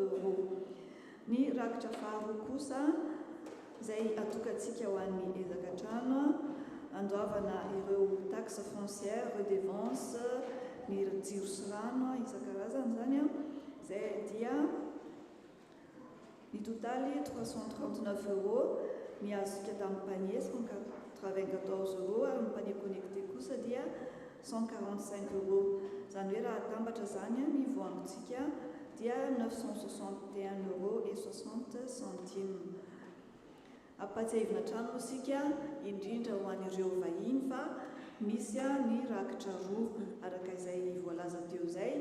Ny rakitra voalohany moa zany dia ho an'ny fonctionnement, dia ny rakitra faharoa ho an'ny ezakatrano, dia ho an'ireo izay mampiasa carte bancaire na paiement par téléphone kosa dia misy ny panier connecté, ka misy zany tompona andraikitra anankiroa mijoro ety anoloana miaraka amin'ny panier connecté, dia ny anankiray izay tsy mifono dia ho an'ny fonctionnement fandraikandraikitra voalohany, ary ny anankiray izay mifono manga dia natokana ho an'ny PAE, manezaka trano. Ny ekipa finance koa dia vonona hatrany handray ny voalohan'ny-bokatra sy ny fanomezana izay atolontsika etsy aoriana. Ny banque alimentaire kosa dia misokatra hatrany ho antsika izay mila izany. Izany dia hitantsika ao amin'ny salle caté, malalaka ny fangalantsika izany ao. Azo atao ihany koa nefa ny manatona ny tompon'andraikitra raha ohatra tsy hitantsika ny toerana hangalana izany. Ary indrindrindrindra raisina tanandroa ireo izay maniry hanohana izany banque alimentaire izany, maneho ny fahaizantsika miaraka miaina izany, mifanohana ary mifanampy ihany koa. Dia izay indray ary ny vaovao sy ireo asa miandry eto amin'ny tafontsika, aoka isika hitondram-bavaka izany hatrany, ary raha rerinandro soa eo ambany fitantanan'ny tompo, ho an'Andriamanitra irery ny voninahitra, ho amintsika izay honan-kasitrahany kosa ny fiadanana.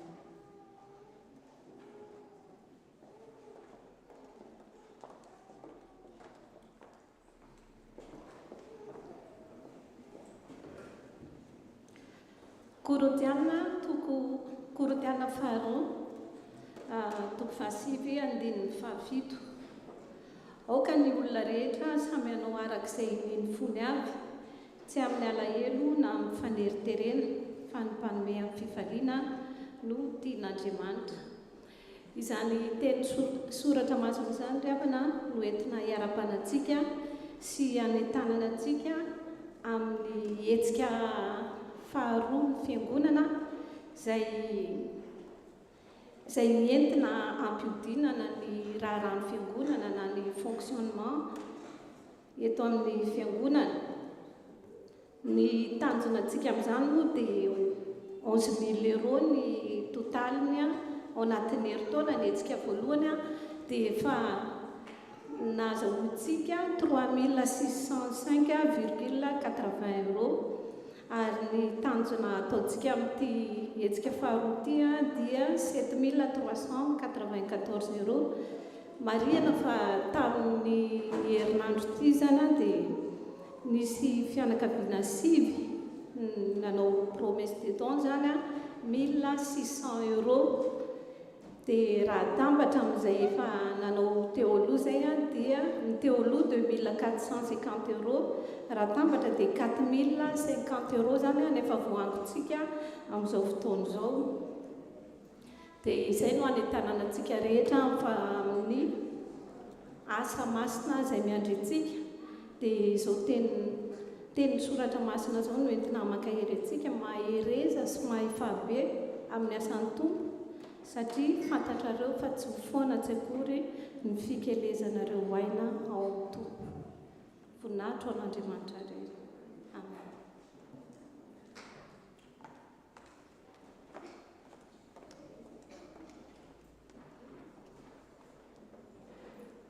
Ezaka trano nataontsika zao.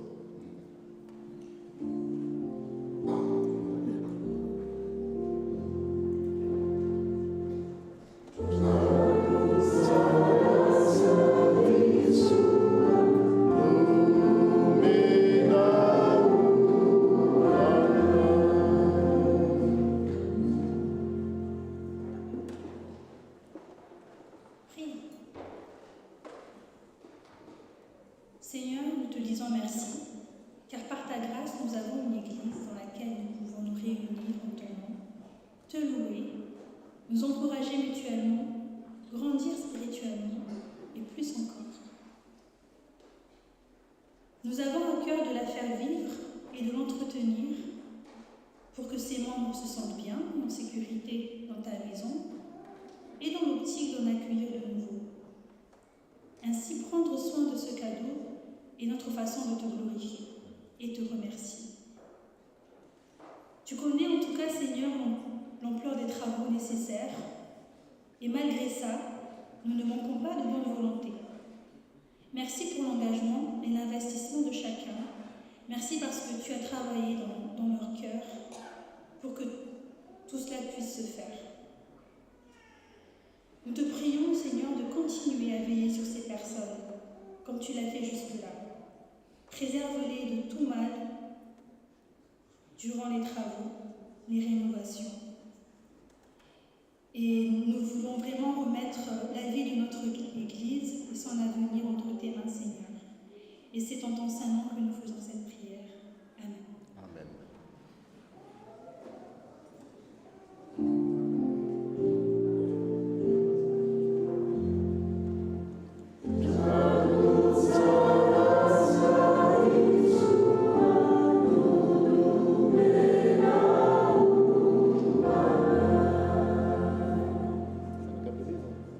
So zany tsika araky ny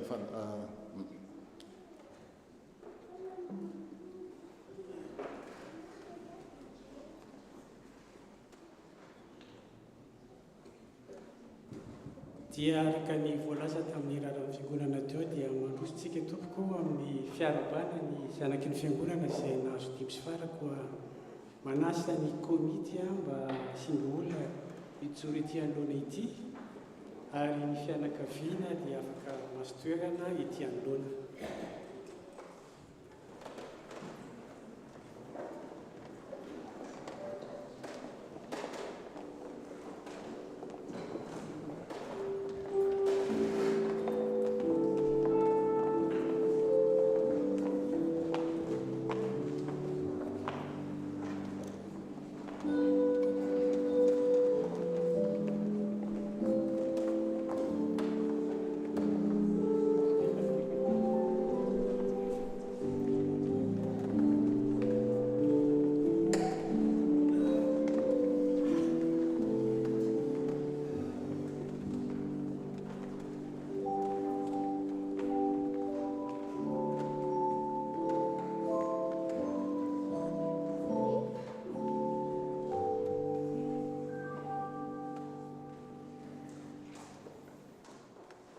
Ry izy mianakavy, ry izy mivady sy sitraka iopy tena faly ny fiangonana mahita anareo tahaka an'izao, nahazo tonga vahiny, nahazo sombiny aina ho ny fitenintsika malagasy, arena rakotony rainy.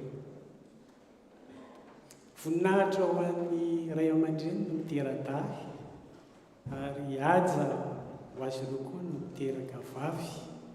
Tsika eto mahita fa sady misy lahy-kely eto no misy vavy-kely dia tena hoe tanteraka aminareo tokoa zany hoe enin-kaja, enim-boninahitra. Dia isaorantsika ny tompo satria izy no antony izao fahasoavan-dehibe izay tonga eo aminareo izao, ary tonga ihany koa eo anivon'ny fiangonana satria mitombo raindray ny zanak'Andriamanitra. Hoy ny soratra masina hoe ao amin'ny Salamo 7:1 izay itsika loatra hoe fanomezana avy amin'Andriamanitra ny zanaka maro ary valosoa ny zanaka nateraka. Dia hoy koa ny teny malagasy hoe izay tena hitanareo tokoa hoe arena ny zanaka. Mahafaly hoe tanora tahaka anareo toy izao, lehibe mipetraka aty ampitan-dranomasina aty, mahatakatra ny lanjan'izany hoe fahendrena malagasy mifanojo amin'ny planin'Andriamanitra amin'ny fiainantsika. Dia zava-dehibe raha tsika mifaly sy manome voninahitra an'Andriamanitra izany. Hoentintsika fiangonana manamarika izany dia mangiavy antsika mba hitehaka mafy be.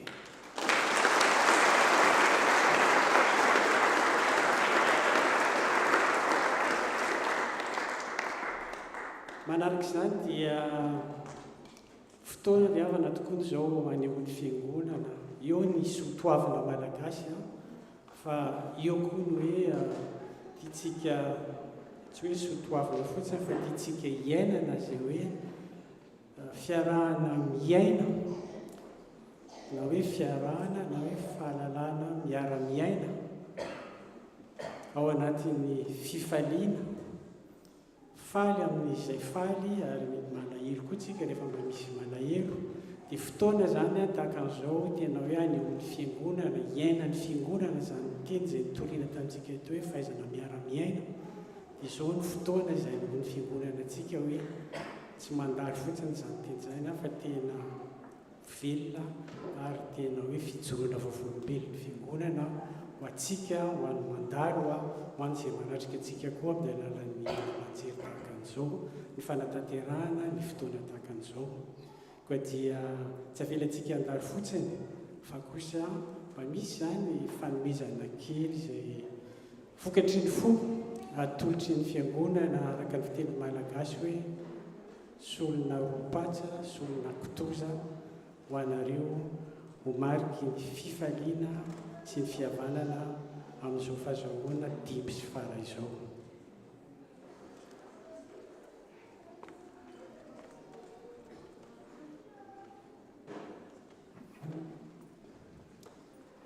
Koa dia faly ny fiangonana miarahaba anareo amin'izao fahasoavana lehibe izao, ary dia ny teny Firaritso dia hoe maroroa ny taiza, hitombo hivelatra amin'ny lafiny rehetra ary ahita fitia amin'Andriamanitra sy amin'ny olona rehetra.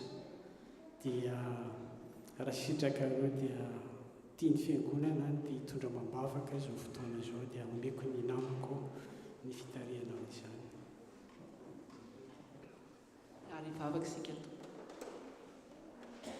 Feno aravona tokoa ny fomampananay ry Andriamanitra rainay tsara indrindra, manoloana ny fahasoavana izay mirotsaka amin'izao fianakaviana manoloana izao. Ataonay ahoana tsy hisaotra sy hidera ary hankalaza ny anaranao satria Andriamanitra tsara tokoa ianao ary Andriamanitra mpanao ny tsara. Saotranao izahay mbola nanome lova tsara indrindra ho an'ny omby sy sitraka ary koa ny fianakaviana manontolo. Misaotra satria lova avy aminao izany Jesosy io, ary dirainay ny anaranao nivavaka izay ankehitriny tompo mba hitombony izany zaza izany eo aminao hitombo tena, hitombo saina, hitombo fanahy eo amin'ny atrehanao Andriamanitra sy eo anatrehan'ny olona ihany koa. Ary ny fahendrena avy aminao no angatahanay mba arotsaka ao amin'ny izy mianakavy tompo amin'izao fotoana izao, mba aizany hitaizany ny zaza sy manolokolo ny zaza ho aminao mandrakariva. Dia ny fiadananao tompo izay mihoatra ny fahalalana rehetra no tenenay amin'izao fianakaviana. Misaotra ry Andriamanitra alainay tsara indrindra amin'ny anaranao Jesosy Kristy no ametrahanay izany zavatra izany. Amen. Dia afaka masitoerantsika.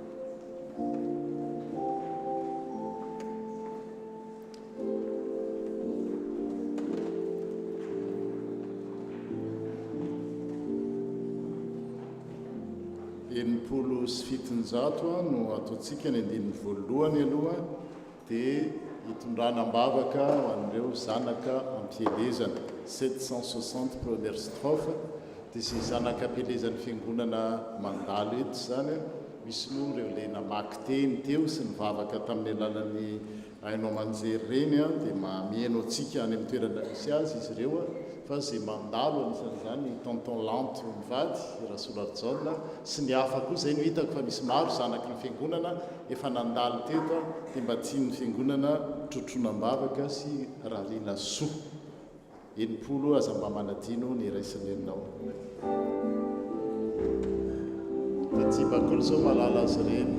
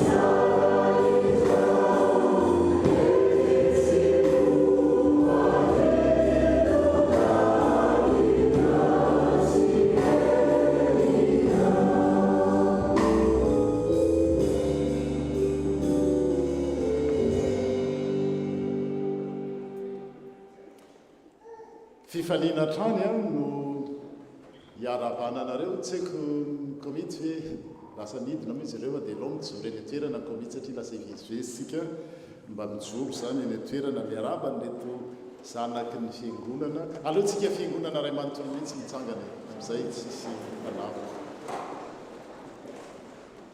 Fifaliana ho an'ny fiangonana no manana zanaka ampielezana izay solombavan'i Kristy, ambassadeuran'i Kristy tonga manatrika amin'izao fotoam-bavaka atokana izao. Tena hoe fifaliana miampy fifaliana hatrany ny amin'ny fiangonana satria izao fiangonana izao nytoy izao dia teo ianareo mitondra ny anjara brika ary adidiny izahay izay toatoerana amin'izao fotoana izao satria raha pitsy dia mety anaraka ny dianareo koa tsy fantatra ny tompo malala azy izy manana ny fotoanany tsy ny fandaminana dia matsiaro anareo misaotra anareo amin'ny zavatra rehetra izay hoentinareo ho fampandrosoana zany fanjakan'Andriamanitra ety an-tany izany ary mitsodrano anareo koa amin'ny fivelomanareo asa mandrara isan-karazany ny mahatonga anareo koa ho iraka solon'i Kristy any amin'ny toerana rehetra izay misy anareo dia ny tianay aseho amin'izao fotoana izao dia hoe tsy manadino anareo zay araka le hira teo aza mba manadino ny raisireninao dia nareo tsy manadino anay ary izahay kio tsy manadino anareo fa dia faly ny foa ny fanatritava toy izao ary mitodika manokana koa an'ireo zay manaraka amin'ny alalan'ny aino amanjery dia hiton'ny fiangonana nametrahan'ny tompo antsika miara-miaina eto itsika na lavitra na eto an-toerana na amin'ny fahoriana na amin'ny fifaliana satria natambatry ny tompo tamin'ny finoana azy tsika ray fo ray vatsy ray aina ray finoana amin'ny fitsanganan'ny tena maty hiaraka tsika mianakava rahatr'izay hitsena ny tompo eny amin'ny raolanitra tsy misy anankiray latsaka zay nitanjony tsisy misy ianina tsy eo fa ao daholo tsika rehetrarehetra dia miomana ny amin'izany tsika eto miomana amin'izany dia amin'izany fiomanan'izany amin'ny entraînement indray misy blessure kely misy ohatr'izao fa nitanjona dia zao hoe tous ensemble on arrivera à rencontrer notre Seigneur et telle est sa joie, telle est notre joie, telle est la joie de l'église dia fahasoavana dia ny tsara indrindra ary sady tsy mbola lany andro dia nitehaka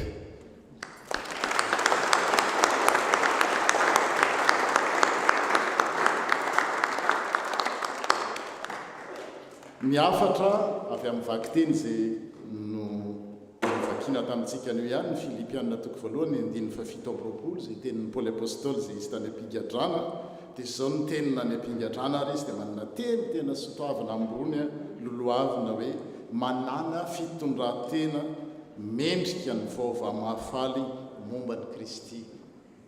Conduisez-vous de manière digne de l'évangile, si je peux traduire littéralement. Zay no afatry ny tompo any amin'ny toerana zay misy anareo rehetra any dia zao mananatra any fitondran-tena mendrika ny vaovao mahafaly ny Kristy. Ny teny lazaiko teny am-pandohana teny dia hoe fleurir là où Dieu vous a planté. Ambassadeur ny fiangonana nareo any misolo mampiseho ny atsara ny fiangonana ary izahay koa mitsodrano anareo mivavaka ho anareo ny amin'izany ka dia mankasitraka mankatelina misaotra tokoa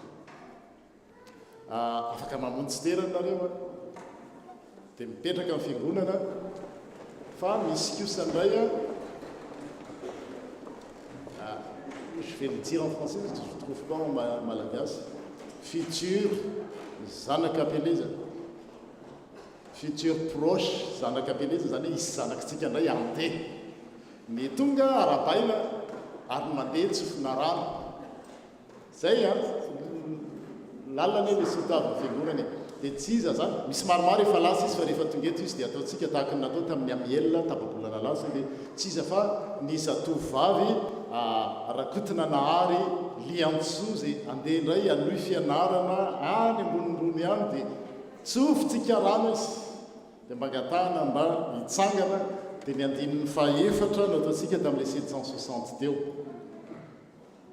aza mba manadino ny fivavahanao.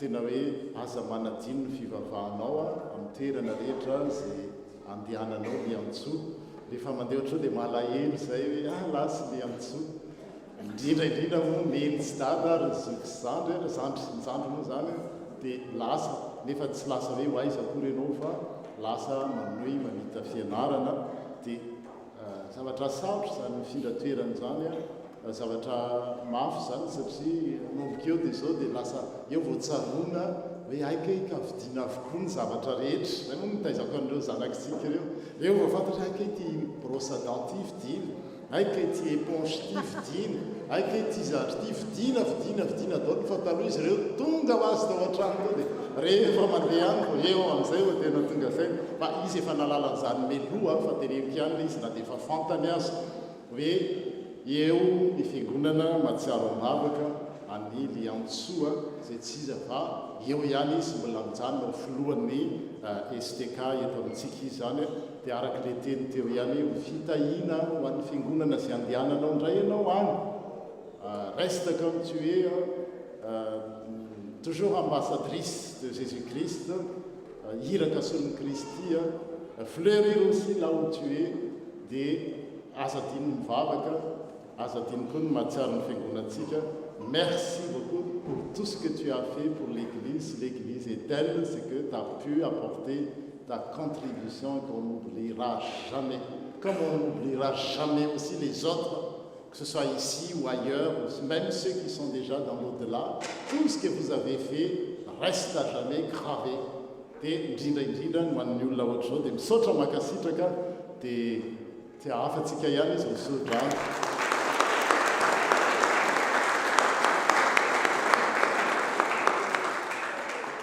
Liantsoa moa endry dia tsy tenenina intsony hoe endry tsara njary mipasika nefa malama indray manao an'izany fa dia bonne continuation Liantsoa. Voilà, merci.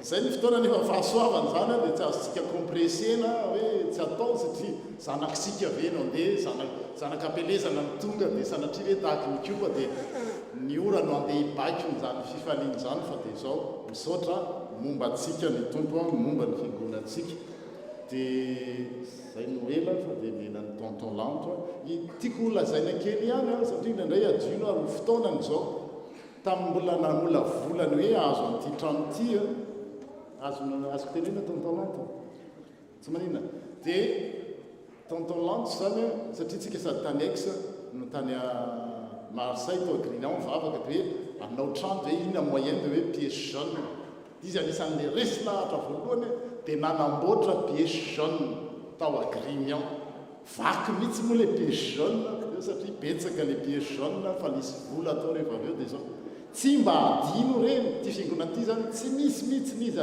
adino raha manadino ny zanany ny fiangonana dia aoka iraikitra amin'ny lelako izy izy iraikitra amin'ny lanilany ny lelako izy nytomfa dia makasitraka makatelona zao le fiangonana zay metytsika mbavaka sy nandraisantsika anjara kely tamin'izany fotoana zany dia mino fa faly ianareo ny amin'izany zay ny tsarona fa tsy zay ihany fa be dia be nanao tao aza tsy adino reny hoe aza mba manadino dia zao tsy misy mihitsy ray adino tsy feno ny fifaliana raha misy olona anankiray atao anjorombana saotra toko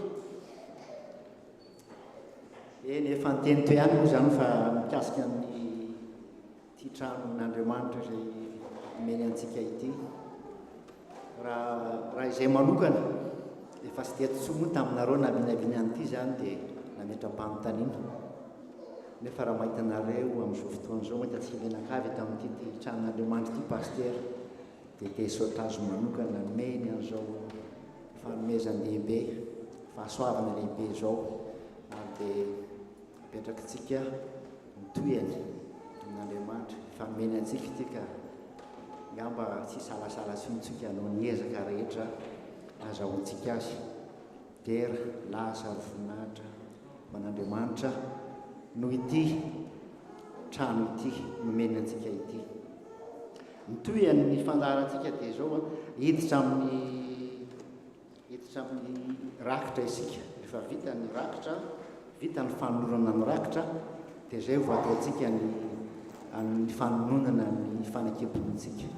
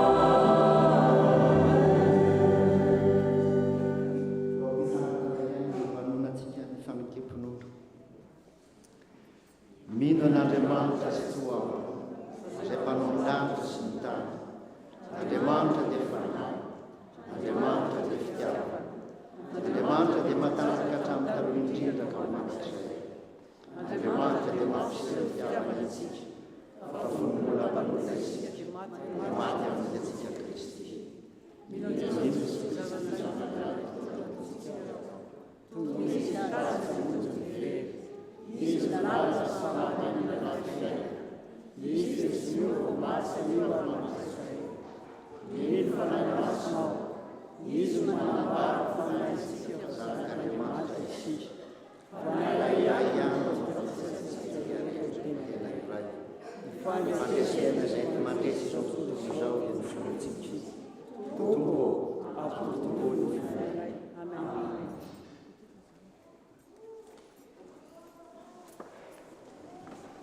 Irosy amin'ny raha fisaorana sy fangatahana isika rehetra.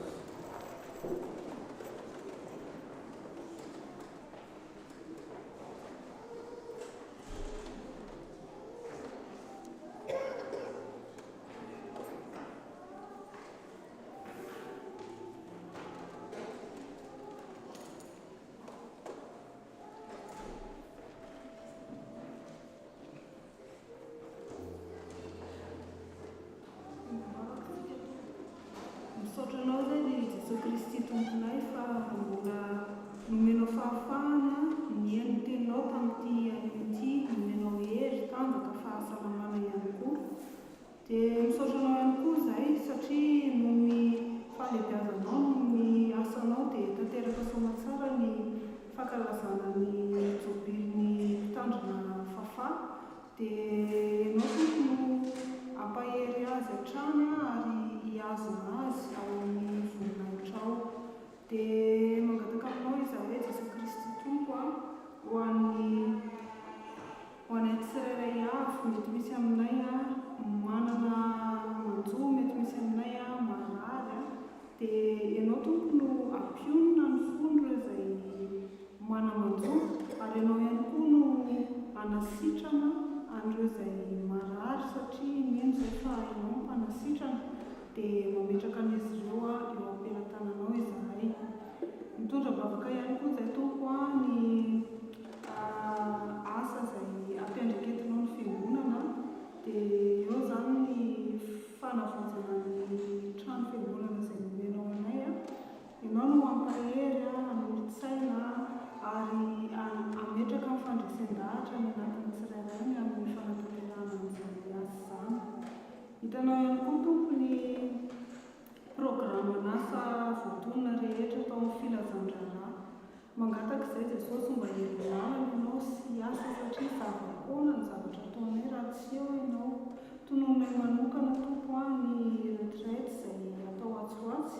Ianao ny Jesosy no anamina ny zavatra rehetra, hanome fahafahana ny tsirairay, ampirindra ny zavatra rehetra, indrindrindrindra tena hiaona aminao ny olonao ary ahazo indray haim-panahy ahafahany miatrika ny andavanandrom-piainana. Dia amin'ny andro zanak'am-pielezana androany Jesosy dia tsy adinonay no mitondra vavaka ireo zanakao izay mielipatrana nandalo teto amin'ny fiangonana ity. Dia tonononay manokana José, Ola, Malaly, Fanjy, Tiavy, Sitraka. Eo ihany koa Jesosy ny mbola misy ankoatr'izay izay tsy voatanisanay fa ianao tompo no mahita azy ireny, tsy mijoro izy ireny amin'ny toerana misy anazy tsirairay avy na eto izay hipetreny na tsy eto dia ny fanainao masina no aoka omba azy ireny. Dia izany tompo ny vavaka ataonay amin'ny anaranao Jesosy Kristy. Amen.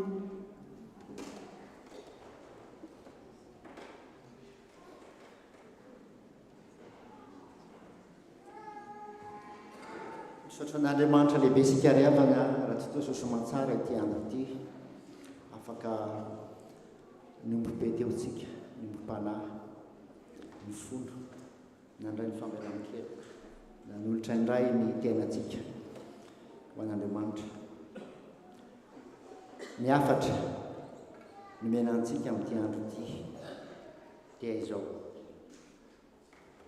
ho esory ny lompo rehetra sy ny fiatsaram-belatsia sy ny fialonana ary ny fanaratsiana rehetra. Fa tahaka ny zaza voateraka dia manoriana noho ny mpanahy tsy misy fitaka mba hitombonareo amin'izany ho amin'ny famonjena.